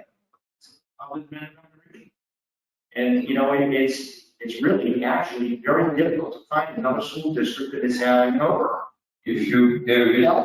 There is a page on Division of Local Services. If you go in and you type in override success. And it lists 351 cities and towns, and you can do anything you want going back. I believe, I looked the other day that, Upton has had, not including this year, Upton has had 8 overrides. On the way, they had 12 overrides. 8 passed, 4 failed, and it was the first 3 that failed.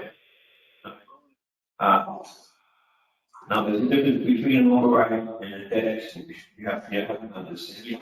And when you look at this, and when you look, again, the question sometimes is some of the accuracy of that information was there, but I think Mendon had 17, 18 overrides, something like that, and their success is nowhere near what ours has been.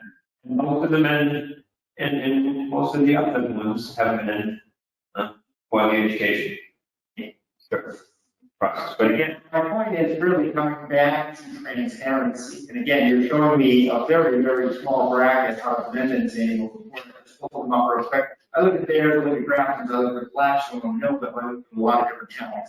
And again, I'd be glad to share this with you, but you can see this is the budget presentation. Very similar to ours on the way it's made out. And again, voted on is different. I understand that, but the breakout, so people can really understand the salaries, what you've chosen to do is take information away from the taxpayer. And you can disguise it, call it, tomato soup if you want.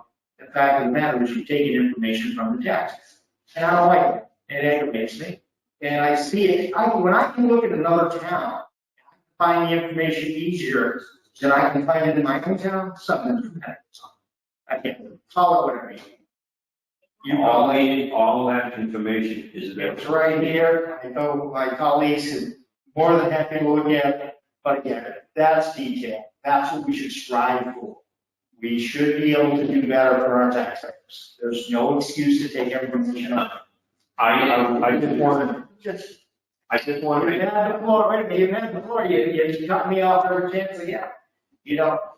So do you know what part of, right, do we have the exact information in our annual report? Right, which should be your budget presentation. This is the FinCom budget presentation. There it is. That was my question. And if you go, they talk about census, they talk about, most towns. So the only thing that's different between that and our presentation that gets published 4 or 5 weeks in advance is that includes the regular pay, the overtime, etc. Yeah, they do observe which is what's in our annual report. So the only difference that we've got is our annual report has detail. They got their budget presentation. Our budget presentation has all the same information in terms of individual salaries last year to this year. It just doesn't break out overtime versus the other types of increases. I believe we are accumulating a lot of numbers where these numbers are all. There's also a report that gets published in January. I don't think they are. The town manager's budget report, for example, page 74 has police sergeant 2 last year he got 78,875. This year it's 79,270. And police patrol 4 or 5, police sergeant 1, 3, police chief, squad patrol, communications officer 1, 2, 3, 4. So what was your longevity stipend on police officer 2? So all the annual report for that. Okay, so that's what I'm saying. What is the value? So I'm just curious, right? I get what you're saying, Steve. I don't want to mince words about your point about the fact that there's information that used to be and what was presented at town meeting, and we've taken that out. That's the fact. It was a decision made by the finance committee to try to simplify town meeting, because I agree, I don't think town meeting is the place that you want to be debating individual people's salary increases, because there's other forums to do that, but it's through the board, through the town manager, it's in the annual report, it's in the detail that comes out in January, it's all there. So there's plenty of opportunity to have those conversations. But I don't think we want to get into, however many employees we have going line by line on individual employees' compensation. So, I totally agree with you that it's been taken out. But I also would offer that the same information is available to people that are interested in it. And we're talking about, my guess is, I don't know the numbers, right? It's a very, very, very small number of people that are interested in that level of detail in the budget. And those are the people that should be able to find it if they're that interested, knowing that it's in there. Just like you found, right? You found it on the website, you found it on the website you looked at. It's all here to be consumed. It's public information. If people are interested in it, they may find it. The part that I think we are going to disagree on is you're saying it shouldn't be debated. The fact of the matter is you don't have that option. It is, no, you don't, because the taxpayer has the right to hold any budget. The reason why they ask for holds this, it is their right to vote the budget. So if they want to vote it, if they want to hold it, and they want to reduce something out of a particular budget, they have the authority to do so. So what we're doing is we're saying, okay, we're not going to give you all the information. So you can't actually do that. You could still ask questions about the increase, maybe stop. Yes, but again, this really comes down to the information was there, it really wasn't, it's being transparent. I think we've taken it from the tax. You're right, because first of all, let's face it, there's only 200 people. Let's lay it out. And I agree with you, Brett, there's only certain people that want to do that, and the information is available. So they can do that before town meeting, and debate it there. I don't think it's individual people. At town meeting, because you can come to the finance committee, right? To the finance committee, or special meetings, it's in the report. Someone's got questions. I mean, we talked about the budget. The finance committee did it multiple times, right? Between January, February, March, April, there's budget reviews, there's budget discussions. The line items are published. People can see it. There's all sorts of opportunities for people to go and debate, discuss, question, and raise issues with any individual's compensation if that's what they want to do. There's lots of forms and places and ways to do that. The information is available. And I think that the place to do that is at the finance committee. I don't think the place to do it is at a town meeting. People that are sitting there trying to debate much larger issues, make decisions about a $12.5 million investment, not debating whether someone's getting $5,000 for $10,000. Madam Chairman, could I say something, please? Madam Chairman. Mr. Flaherty has the floor right now, and then you gave. Thank you. If you are allowed to vote salary by salary at town meeting, you run the risk of town meeting. I'll give you an example. Town manager's contract. Somebody may decide they want to hold town manager's salary. It can be reduced. Okay? But you cannot do that because there are certain contracts in the town that once they are approved, once they are negotiated, they have to be funded. All right? So you can. Again, there are contracts, police, fire, as you are well aware, from your tenure as town treasurer. Okay, there are things that have to be. If we can, I'm sure there would be no objection to publishing this in addition to the finance committee report, and which includes the warrant. And I'm sure there would be no objection to publishing this. I believe it's 103 pages of information that goes together with the town manager's budget presentation. However, You have any idea how much it's gonna cost to print that? Not gonna do it cheap. At one point, we, explored publishing the whole thing in the town crier as a way to get it, out to everybody. And telling you, I think that we decided that was kind of cost prohibitive, for the number of people. Again, I understand there was sizable cost involved in sending that town warrant to every household. And I've heard, like the song says, through the grapevine, that some people had no idea what they were receiving. They saw a warrant, they thought they were being arrested.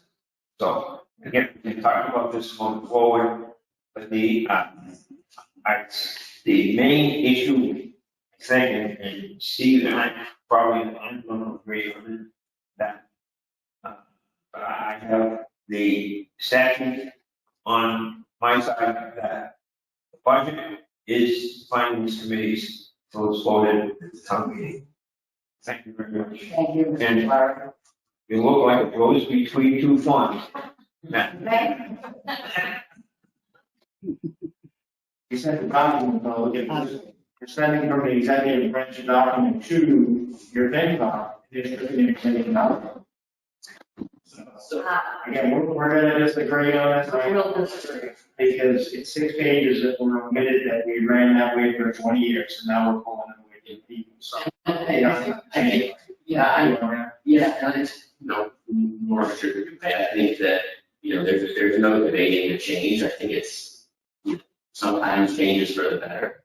And I think that this is one of those examples. I do agree that when you make changes, you have to be thoughtful about the appearances and how things are positioned, right? So, I would not interpret this as taking information away. I would call it putting information into its right place. And, frankly, however much it costs to publish this information, I'd be happy to support an effort to say, hey, you know what, in January, we're going to send out whatever everybody's wages are and send it to people in a report. We want to do that. For me, it's absolute that we want to have transparency. The most important thing we can do as town officials is to provide transparency. It's all public information. You shouldn't make it difficult to find. But there's a time and a place to discuss these things, and I don't think individual salaries are an item that needs to be discussed at town meeting. But I do think, Steve, and I totally agree with you, that transparency is paramount, and anything we can do to further transparency and have these discussions in the right places where they should be had, we should make sure that the public has the opportunity to do that and see the information. Absolutely. I don't think you actually understand this, but you're actually arguing two sides of the argument. You can't say you're being transparent and taking a piece of information that's critical to the budgeting process and putting it in a different spot where it has to be. You need like a little substitute. We can't put all of the information in every spot all of the time. You did it that way for 25 years. Right. So, but would you agree that it's more or less transparent if you send the information out in a document to every household? It's less transparent to send it out to the individual voter than to put it in 200 people are going to see. Absolutely. It does, because the document. This will be a discussion for later. Oh, and Dave. Are you there, Dave? I am still here. I'm being very patient, if you don't mind me saying. Much of what is being said, no, let me put it this way. I want to cut to the chase here and just say the following. Changes have been made over the years with regard to how the budget has been presented to the townspeople. And every time some changes were made, I had no problem with any of them, because what it did was it allowed for a smoother movement through the budgetary process. I was especially happy when about 15 or so years ago, the Finance Committee made the changes so that we did not have individual salary items that could be held. That was a terrible thing that happened 15 or so years ago. So I know there's been a little bit of talk about that. That's been a long time since that's happened. And that hasn't happened for 15 years. But what they did was they said, okay, let's take all the individual salaries, put them in the back end of the Finance Committee report.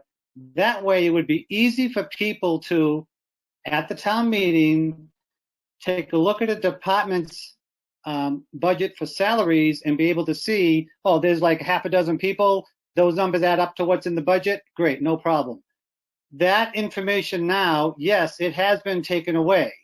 Now, you all said there's this big document. You're right. There's a 105-page document. It's a great, wonderful document. It's online.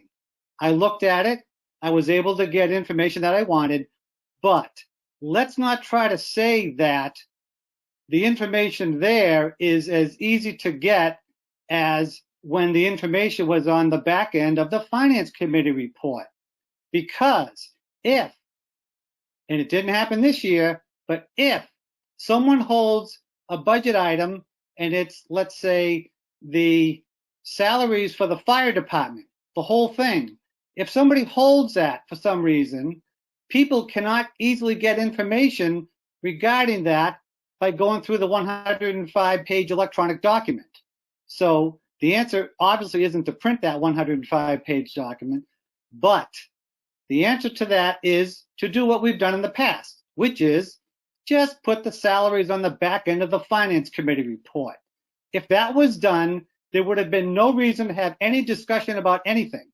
So the only reason this conversation is happening is because information that used to be available at the end of the Finance Committee report is now not available. It wasn't a problem this year. I'm glad it wasn't a problem this year. But I don't know what's going to happen in the future, okay? And just because maybe other towns don't do this anymore, that doesn't mean it's the right thing to do. All it's meant is that those towns aren't doing it anymore. And maybe the reason why they're not doing it is because people have said, hey, they don't do that in that other town. Why do we do it here? And then the domino happens right down the line. So yes, the information is there. It's there in January, February. I get all that. But it's not available in the morning of the meeting on paper for people to have in case questions come up where that information is necessary. That to me is the issue.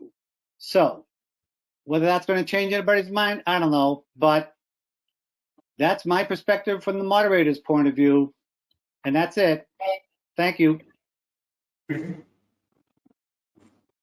it's probably for another discussion, but not, the Finance Committee or whoever.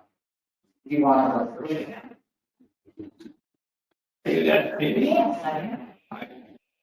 I think you gave me our. I did. Thank you.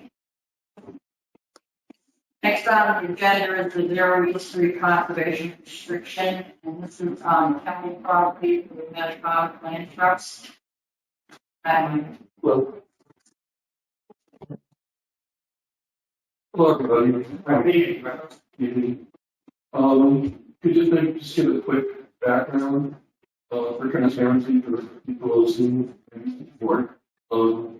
Around 2 years ago, the family came to the Conservation Commission offering to sell about 66 acres that they own on Peppercorn Hill.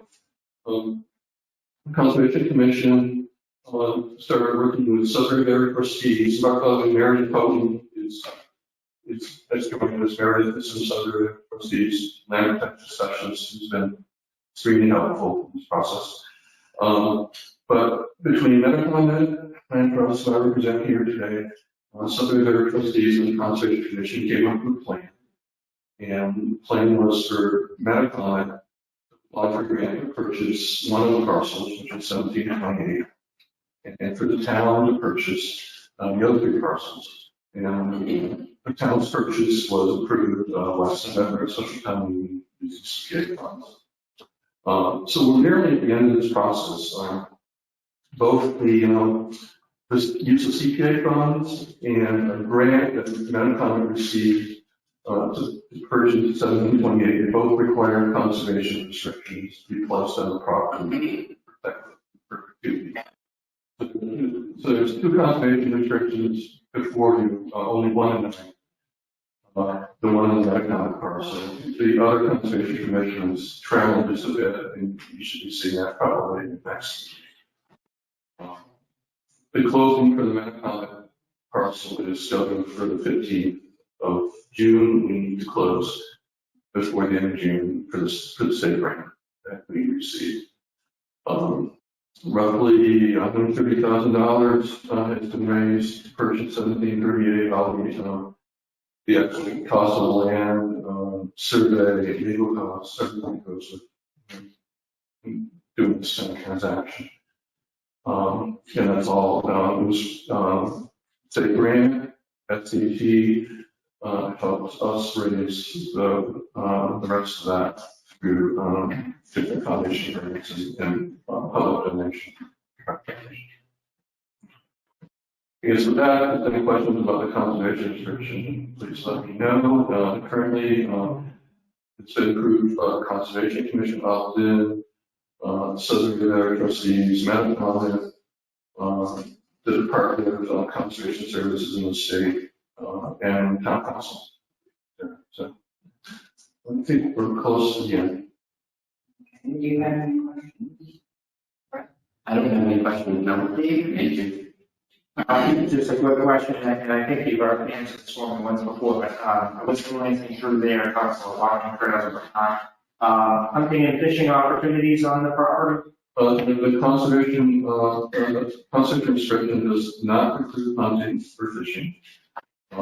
There is a stream on property which may possibly support workcraft, but probably just time.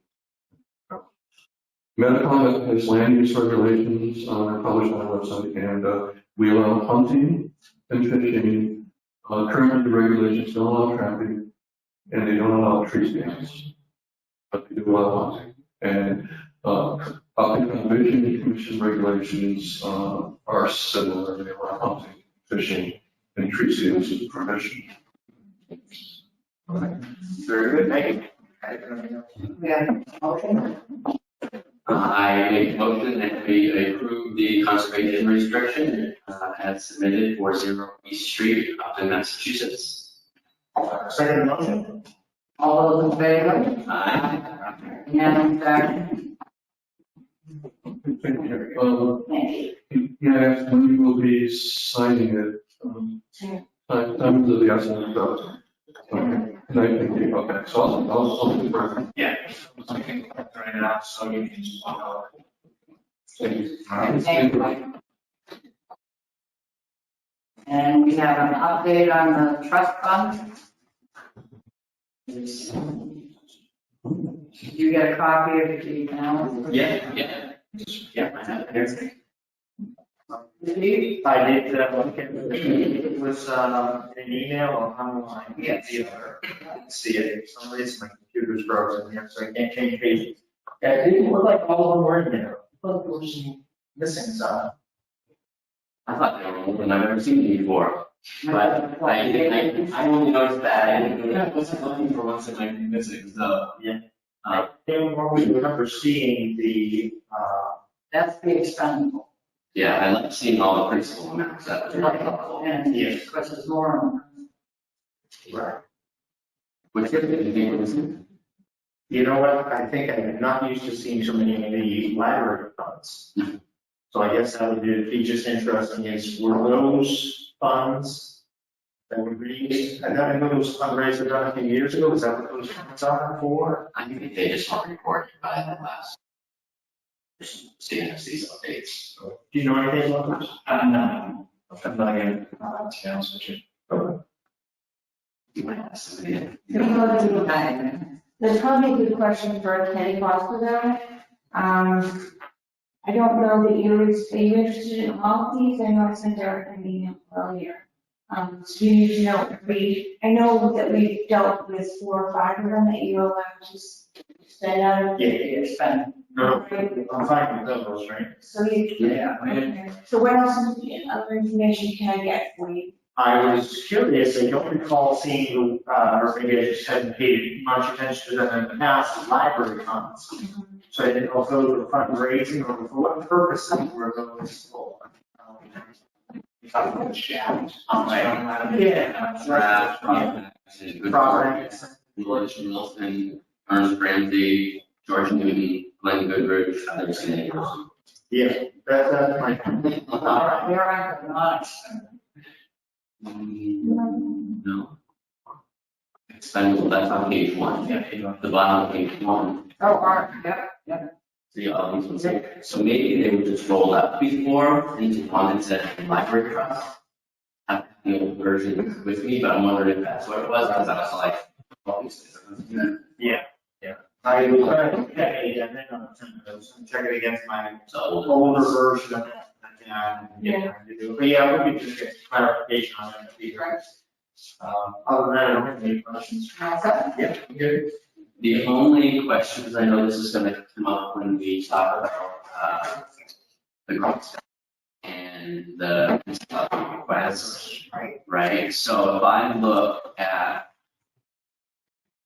8205, the William Knowlton Fund, it says 71,000 here, we spent 30 for the accessibility study, $5,000 on a couple other minor things, so call that 35 or 40,000 is kind of left. And my initial concern was, well, geez, if we're gonna spend another $8,000 out of that, or $6,000 for fireworks, but that's not sustainable.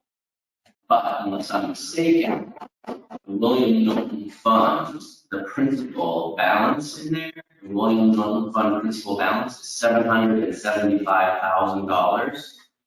So even if that returns, call it 2.5%, right? That's somewhere in the order of $15,000 to $20,000 a year. I don't know what the returns are on these principal accounts are. I think we should find that out from our trust fund commission to say, hey, I mean, frankly, I'd like to know the 20-year performance of these through good years and bad years. If we look at just the last 5 years, that's not going to be accurate. Because we're going to kind of come soon, and I would love to know how these perform in the down market.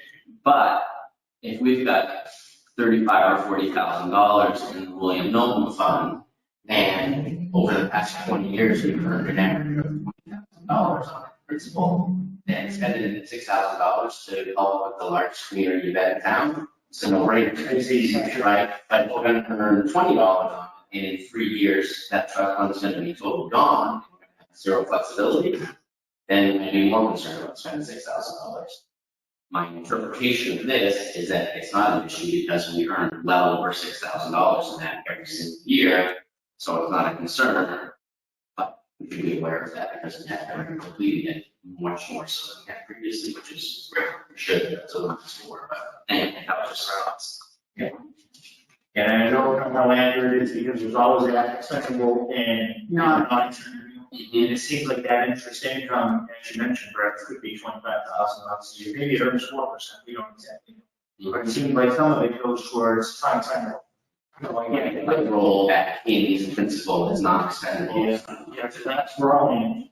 And it's helpful to know because maybe to our advantage, So just on the William Knowlton Fund, you have 775,000, you got the interest income for, this year, June 30. Right. Keep these in information, we have that. Yeah. So anyway, this is great because it's much more information than we've ever had. So I think we're going in the right direction. Yeah. And I think that we should continue to press on getting additional detail. Some commissioners are.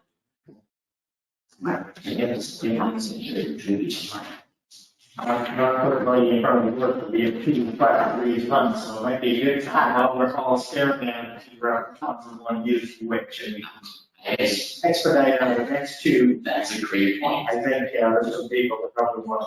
Well, let's go with the funding request for Girl Scout Troop 64528, which is for $500. And beautification, right? Yes. So they Hello? are. Oh, hi. I don't know if you can see me. I think my video won't come on. I can hear you. Hi, okay. This is Corrine Williamson. 11 School Street, Upton. And I actually, just a few minutes ago, sent Sandra Hakala, sorry if I'm not saying your last name correctly, a quick summary of the expenses from our project, our garden project on the town common. And so we did attempt to fundraise. We asked for donations from the 2 nurseries that we purchased flowers from. We got 2 plants from Kelly's Farm, which was nice of them. But our total expenses was $554.12 that we paid for out of our troop funds. And so we were hoping to talk to you about possibly being reimbursed for any amount that you feel appropriate from the Upton Beautification Fund.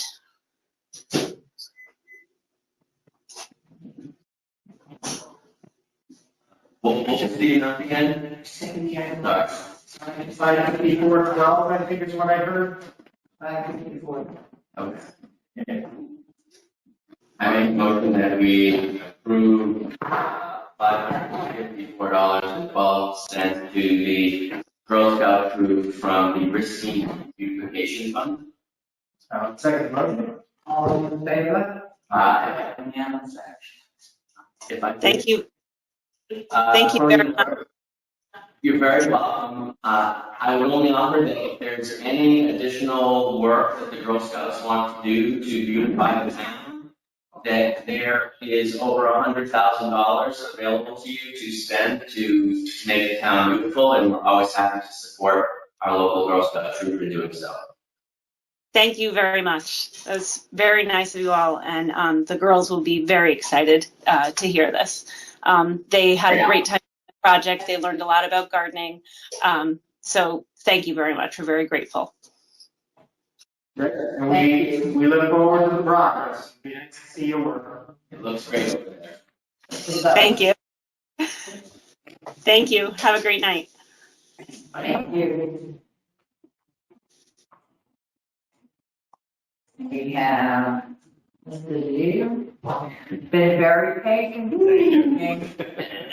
Want to go first? You want to do a little more about the municipal government? My job. I'm here today to request up to $6,000 to support the Fireworks Festival. This request has been made the past couple of years and approved by the town, which we appreciate. The amount essentially covers what we call safety related items. The primary expense is the sound system, which is actually increasing in price this year, but $3,000 for the sound system. The main reason for the sound system is so that the announcements can be heard across the crowd. In past years, when we didn't have the sound system, we used the equipment that the bands brought with them. And we had some lost kids, and we were out on stage just trying to announce, trying to get by their parents. No one could hear us, and except for right from the stage. And as you can tell, the field goes way up to the street. So that's one of the primary items. Obviously, we have the tents for protection from the sun and the weather. We have the porta potties. We have two-way radios that we use, and we share with the police department, fire department doing the event, so we can coordinate our efforts. And of course, the total fees this year for these items cost like $6,365. I'm only asking for $6,000 this year. I think we can cover the difference. Maybe next year we'll see if they increase the prices again and may increase the request, but my request stands at $6,000 this year.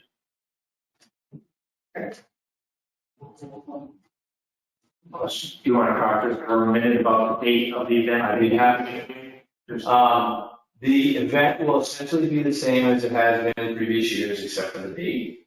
Number one, the date this year is August 21st. That's a Saturday. The rain date will be the following, the next day, is Sunday, August 22nd. The hours of the event will be between 4 and 10 p.m. So that means gates open at 4 o'clock. We will have food vendors. We will have a live band. We will have most likely a magic show for the kids. Trying to get a couple shows for the kids. We're going to decrease the amount of inflatables we have had in years past, mostly excluding the enclosed ones. But we'll probably have some slides and maybe some interactive ones this year. We're bouncing around a few other ideas, but like Power Wheels, open ride type of thing. But we're still working with the community, still meeting regularly and trying to formulate this year's event. I am in coordination with all town officials, police, fire, town manager, selectmen. I did CC everyone on our progress and our plans since January, since we started this. And I do hope that we have good weather for the event. I hope we have good. Sounds like a wonderful event. It is. It's fun. I don't know if any of you have attended, but it's really a popular event. It's a great time for the town. We have seen upwards of 4,000 people in attendance at this event. Between Upton, between Mendon, we've seen more people coming from Milford and surrounding towns. It's a great time.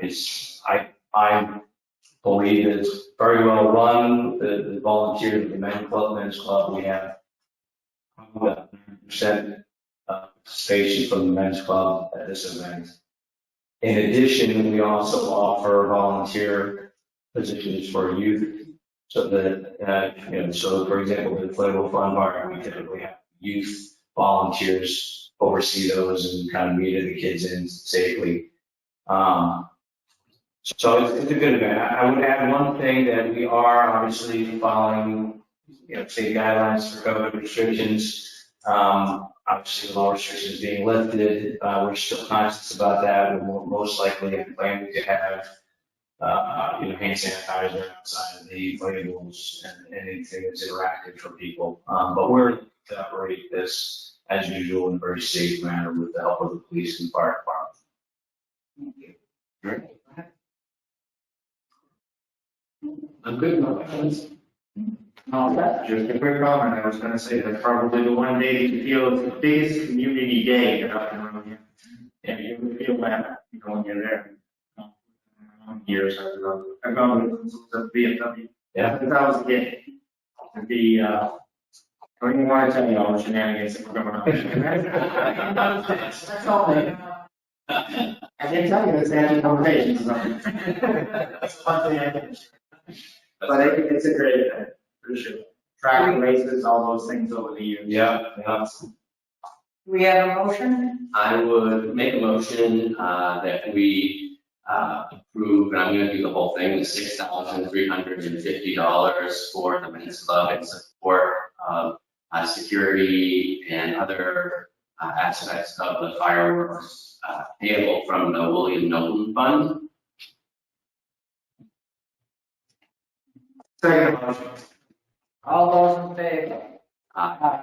Unanimous. Appreciate it. Thank you. Thank you very much for your time. Yeah. Have a good evening. You too.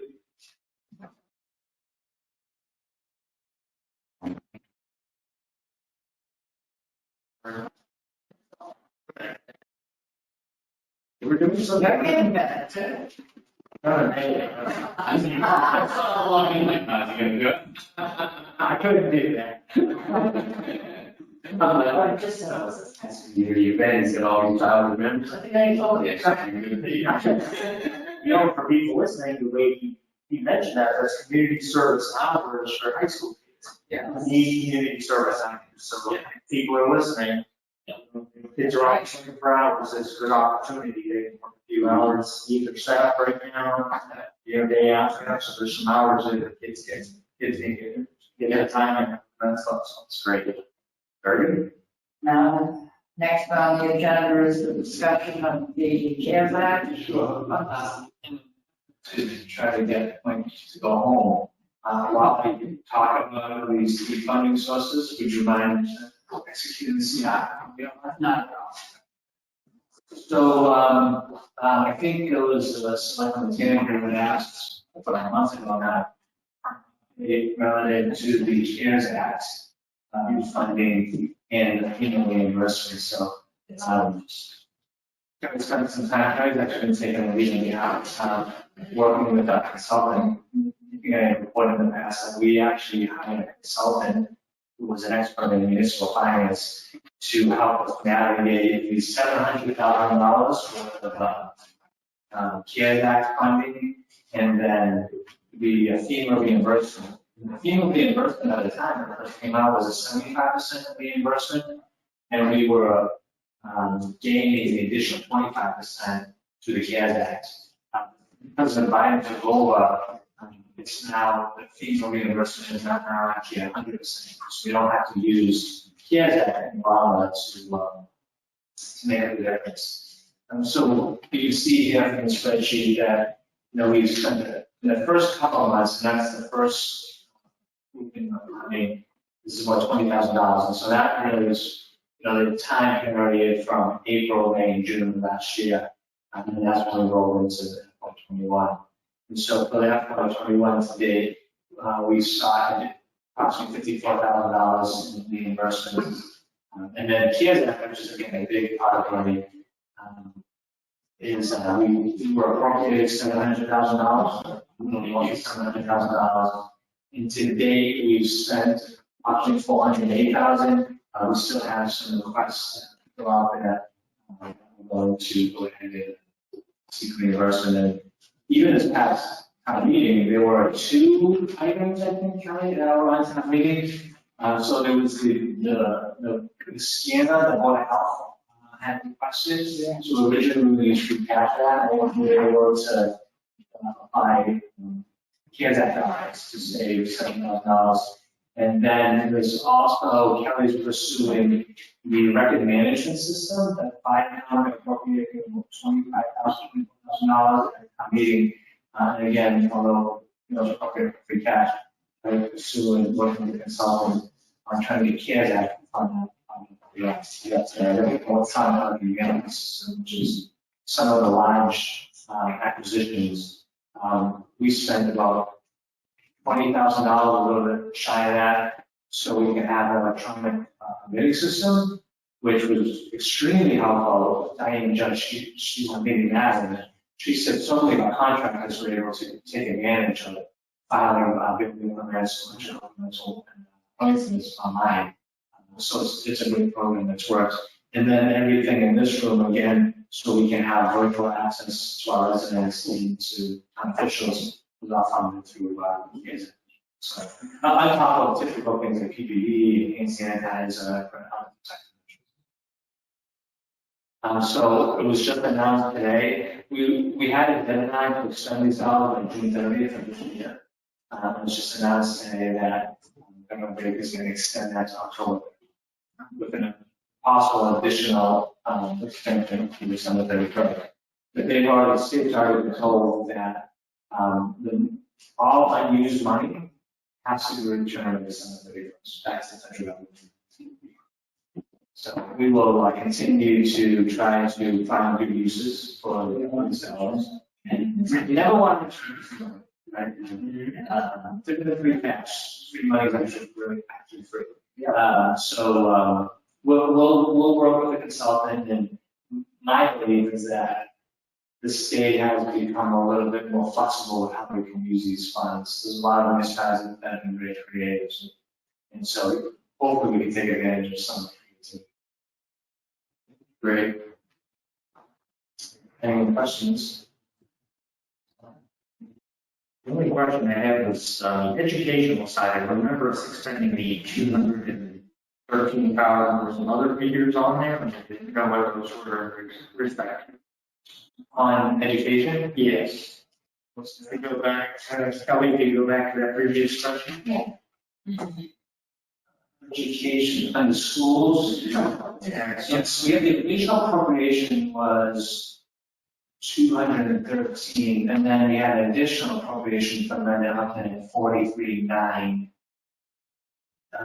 The 24, the 9 like that. So, I think why it's broken down, and we have to go back and double check the records, but the reason why is the Mendon Upton Regional School District ended up making some payments to Dell, so I think that's the 9,000. Like, I think we originally approved 52,000, if I remember correctly, but because they had already made a payment of 9,000, we had to split it up. So those four numbers probably represents two allocations of CARES money that we voted to the Mendon Upton Regional School District. Right. And it's just the way It's 24. yeah, okay, yeah, you're probably right. But I do remember that when we did the 52, I think it was 52, if I add that up correctly in my head. They Mendon Upton had already paid Dell for their computers, $9,000. So we paid Dell 43,000, and then we reimbursed Mendon Upton their 9,000. So it showed up. I see. Yeah. So, The number didn't make sense. yeah, but that's exactly. Okay. Questions here? Just that, some time come by and you get that sum of money and usually you see it spending or really slow. Yeah. It's, Well, it's one of the, Yeah. I don't think that and we still waiting to get the pension statement. The government has already released, the policy. Now we will see if we take that policy and turn it into a way kind. So, but again, we're very restricted. I'm meeting with area town managers last Wednesday, and they're all shaking how many uses some mechanism for money. And everyone's saying there's a lot of different uses for it, but mostly I think what most kinds of use to the infrastructure. Yeah, that's really people because they said it's just all the businesses, but for many, a lot of us don't have the infrastructure to sell and be there. So we'll work with that, but again, it's the federal government has such tight restrictions. You would think it's easy to spend $700,000, but it's not as easy. You got to follow. And that's the way we have to. We can all figure it out.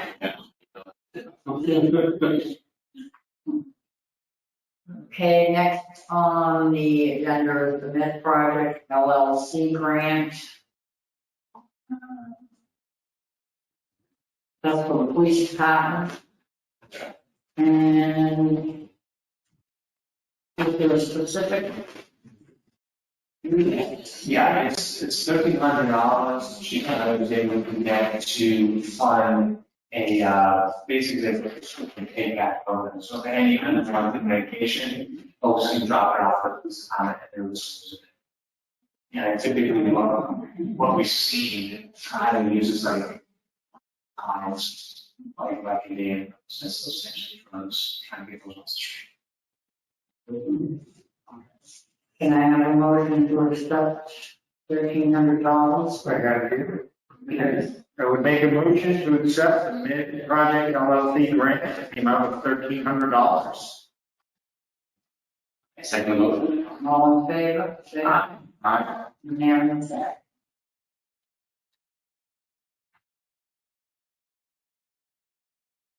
It's just the Blackstone Nursing Intermunicipal Agreement. So this, as you just mentioned, this is the IMA with the town of Upton and the town of Blackstone. We share products, which, as you can imagine, was extremely helpful. Horns, many municipalities didn't have access to all of that, so I think we're extremely fortunate that the Board of Health over the years, and I first started, there were conversations of going and needing a public health. This Board of Health really strongly advocated to continue to have the services of public health. So it definitely bears fruit this past year. So this is a 2-year agreement between the two different towns. The only change different from what was posted online is that we had some changes to the compensation. So for the first bit by 22, it actually should be $56.71. then for ad hoc 23, it's a rate of $60.34. Now, that includes all benefits. That includes health insurance benefits and contributions to the state. Other than that, the agreement has statements in the analysis. My first one was 50, did you repeat that? 58, something like 56. $56.71 for FY22.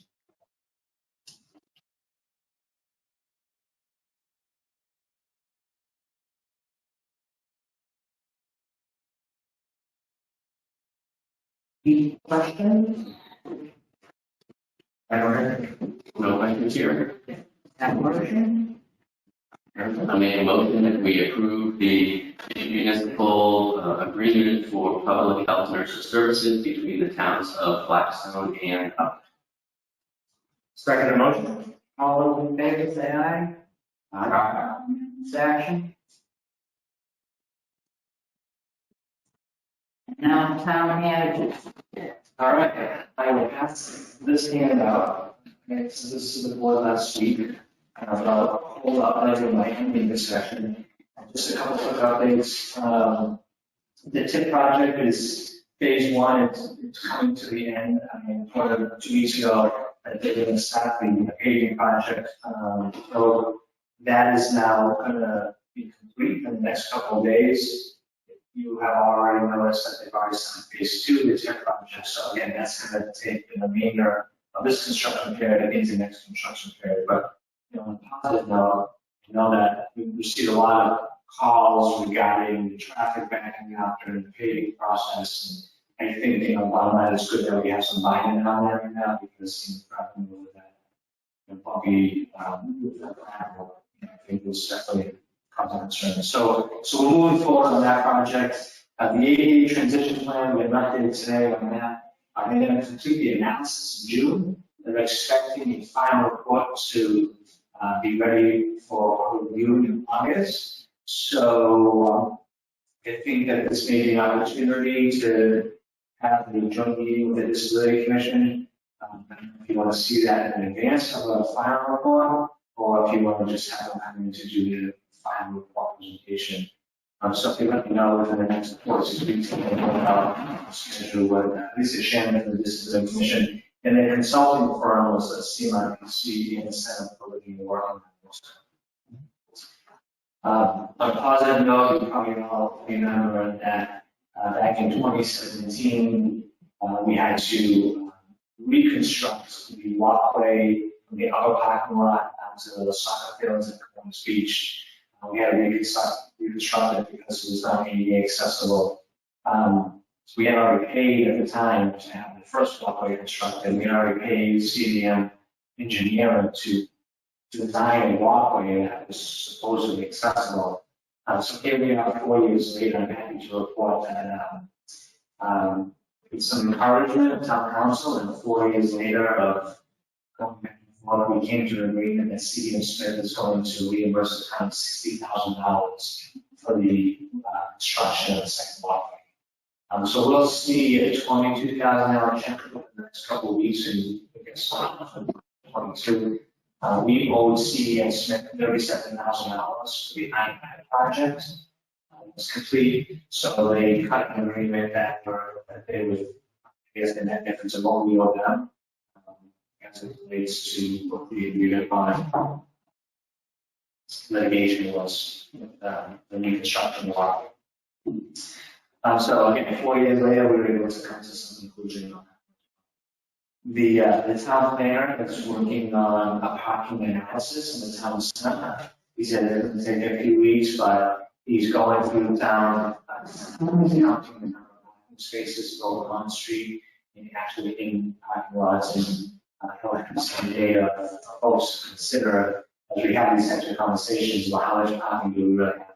So more come on that. And then he's also pursuing there's this new one-stop shop grant program that the state came out with, and what they're trying to do, they're trying to take all these different grant programs, collate them into one area to make it easier for municipalities to see what's available to go after. So through that program, he is hoping to apply for a $75,000 grant to start our master planning process.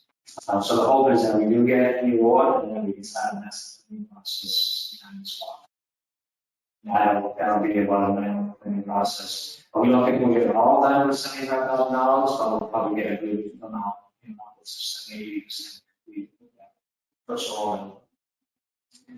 And then spoke to Reverend Scott Management to get a call, and he was able to secure from the House side of the budget a $25,000 public safety for the town. And then sent them more copy last Friday, and he was able to secure an additional $50,000 on the Senate side of the budget for public safety. He did tell me he wanted you guys to know that he was able to secure the money, and that still has to go to the House Ways and Means and all that stuff. So we could get upwards of $75,000 from both the House and the Senate for public safety for 2022. So again, strong run by the nation. And then last, I just wanted to talk a little bit about this. This is has become like an annual occurrence. That right after town meeting, we're already starting to think about the next year's budget preparation, and town meeting preparation, and it's only June 1st. The kind of deal with it, you guys. No less. So I put this for you, this Sandy and Kelly to try to hold in these dates of all the different deadlines and we have to meet during the course of the year. But, as Simon has pointed out, this really gives everybody a 12-month view of what we're anticipating as far as getting prepared for town meeting, getting prepared for budget, submitting all the budget documents in advance for preparation for finance committee capital budget funds. So this is before you for your consideration. If you have moments of feedback, if it's something that you think is off, but this really falls in line in the last 2 years of sequence in timing of both special town meeting and annual town meeting. Any questions? Looking very good. Well, very good. It just seems early, doesn't it? Your second seems early. No. You remember a special in May, February, May 5th? For an annual town meeting, it just seemed like they're about 2 weeks early. Yeah, the annual town meeting is by town bylaw, so we can't know that's the first Thursday of that's the town bylaw. Yeah. And then, we typically toggle back depending on the election cycle, either the first Tuesday or the second Tuesday of November. The Board of Selectmen would love it to be early. That's why you'll see the tax classification hearing on November 4th, because as soon as we get that classification hearing complete, they can go ahead and submit all information to the DLS. So, right. And we want to get it in before. So that's why it looks like it's tight, but we have to make some mistakes. Right. So yeah, I'm sure there's just an illusion just looking forward. It just appears that that's going to be an easy meeting, right? Well, I would say the CEM Smith, that's very good news. That was struggles in the kind. What are your thoughts on those public safety earmarks and the I think we will get that in 25. That's a guarantee. Realistically, hopefully 50. I don't think 75 is a long shot. So I think maybe nice to get 50. We got 25 this past year. But that's what we've been averaging over 25,000 a year. It was 1 year we had 40,000, so 50,000. I think you guys. Make it.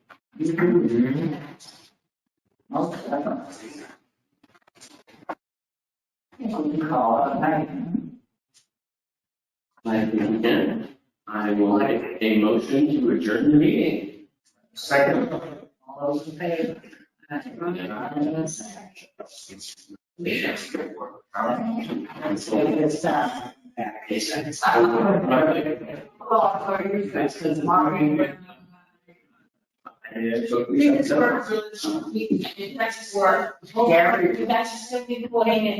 Okay. Uh-huh.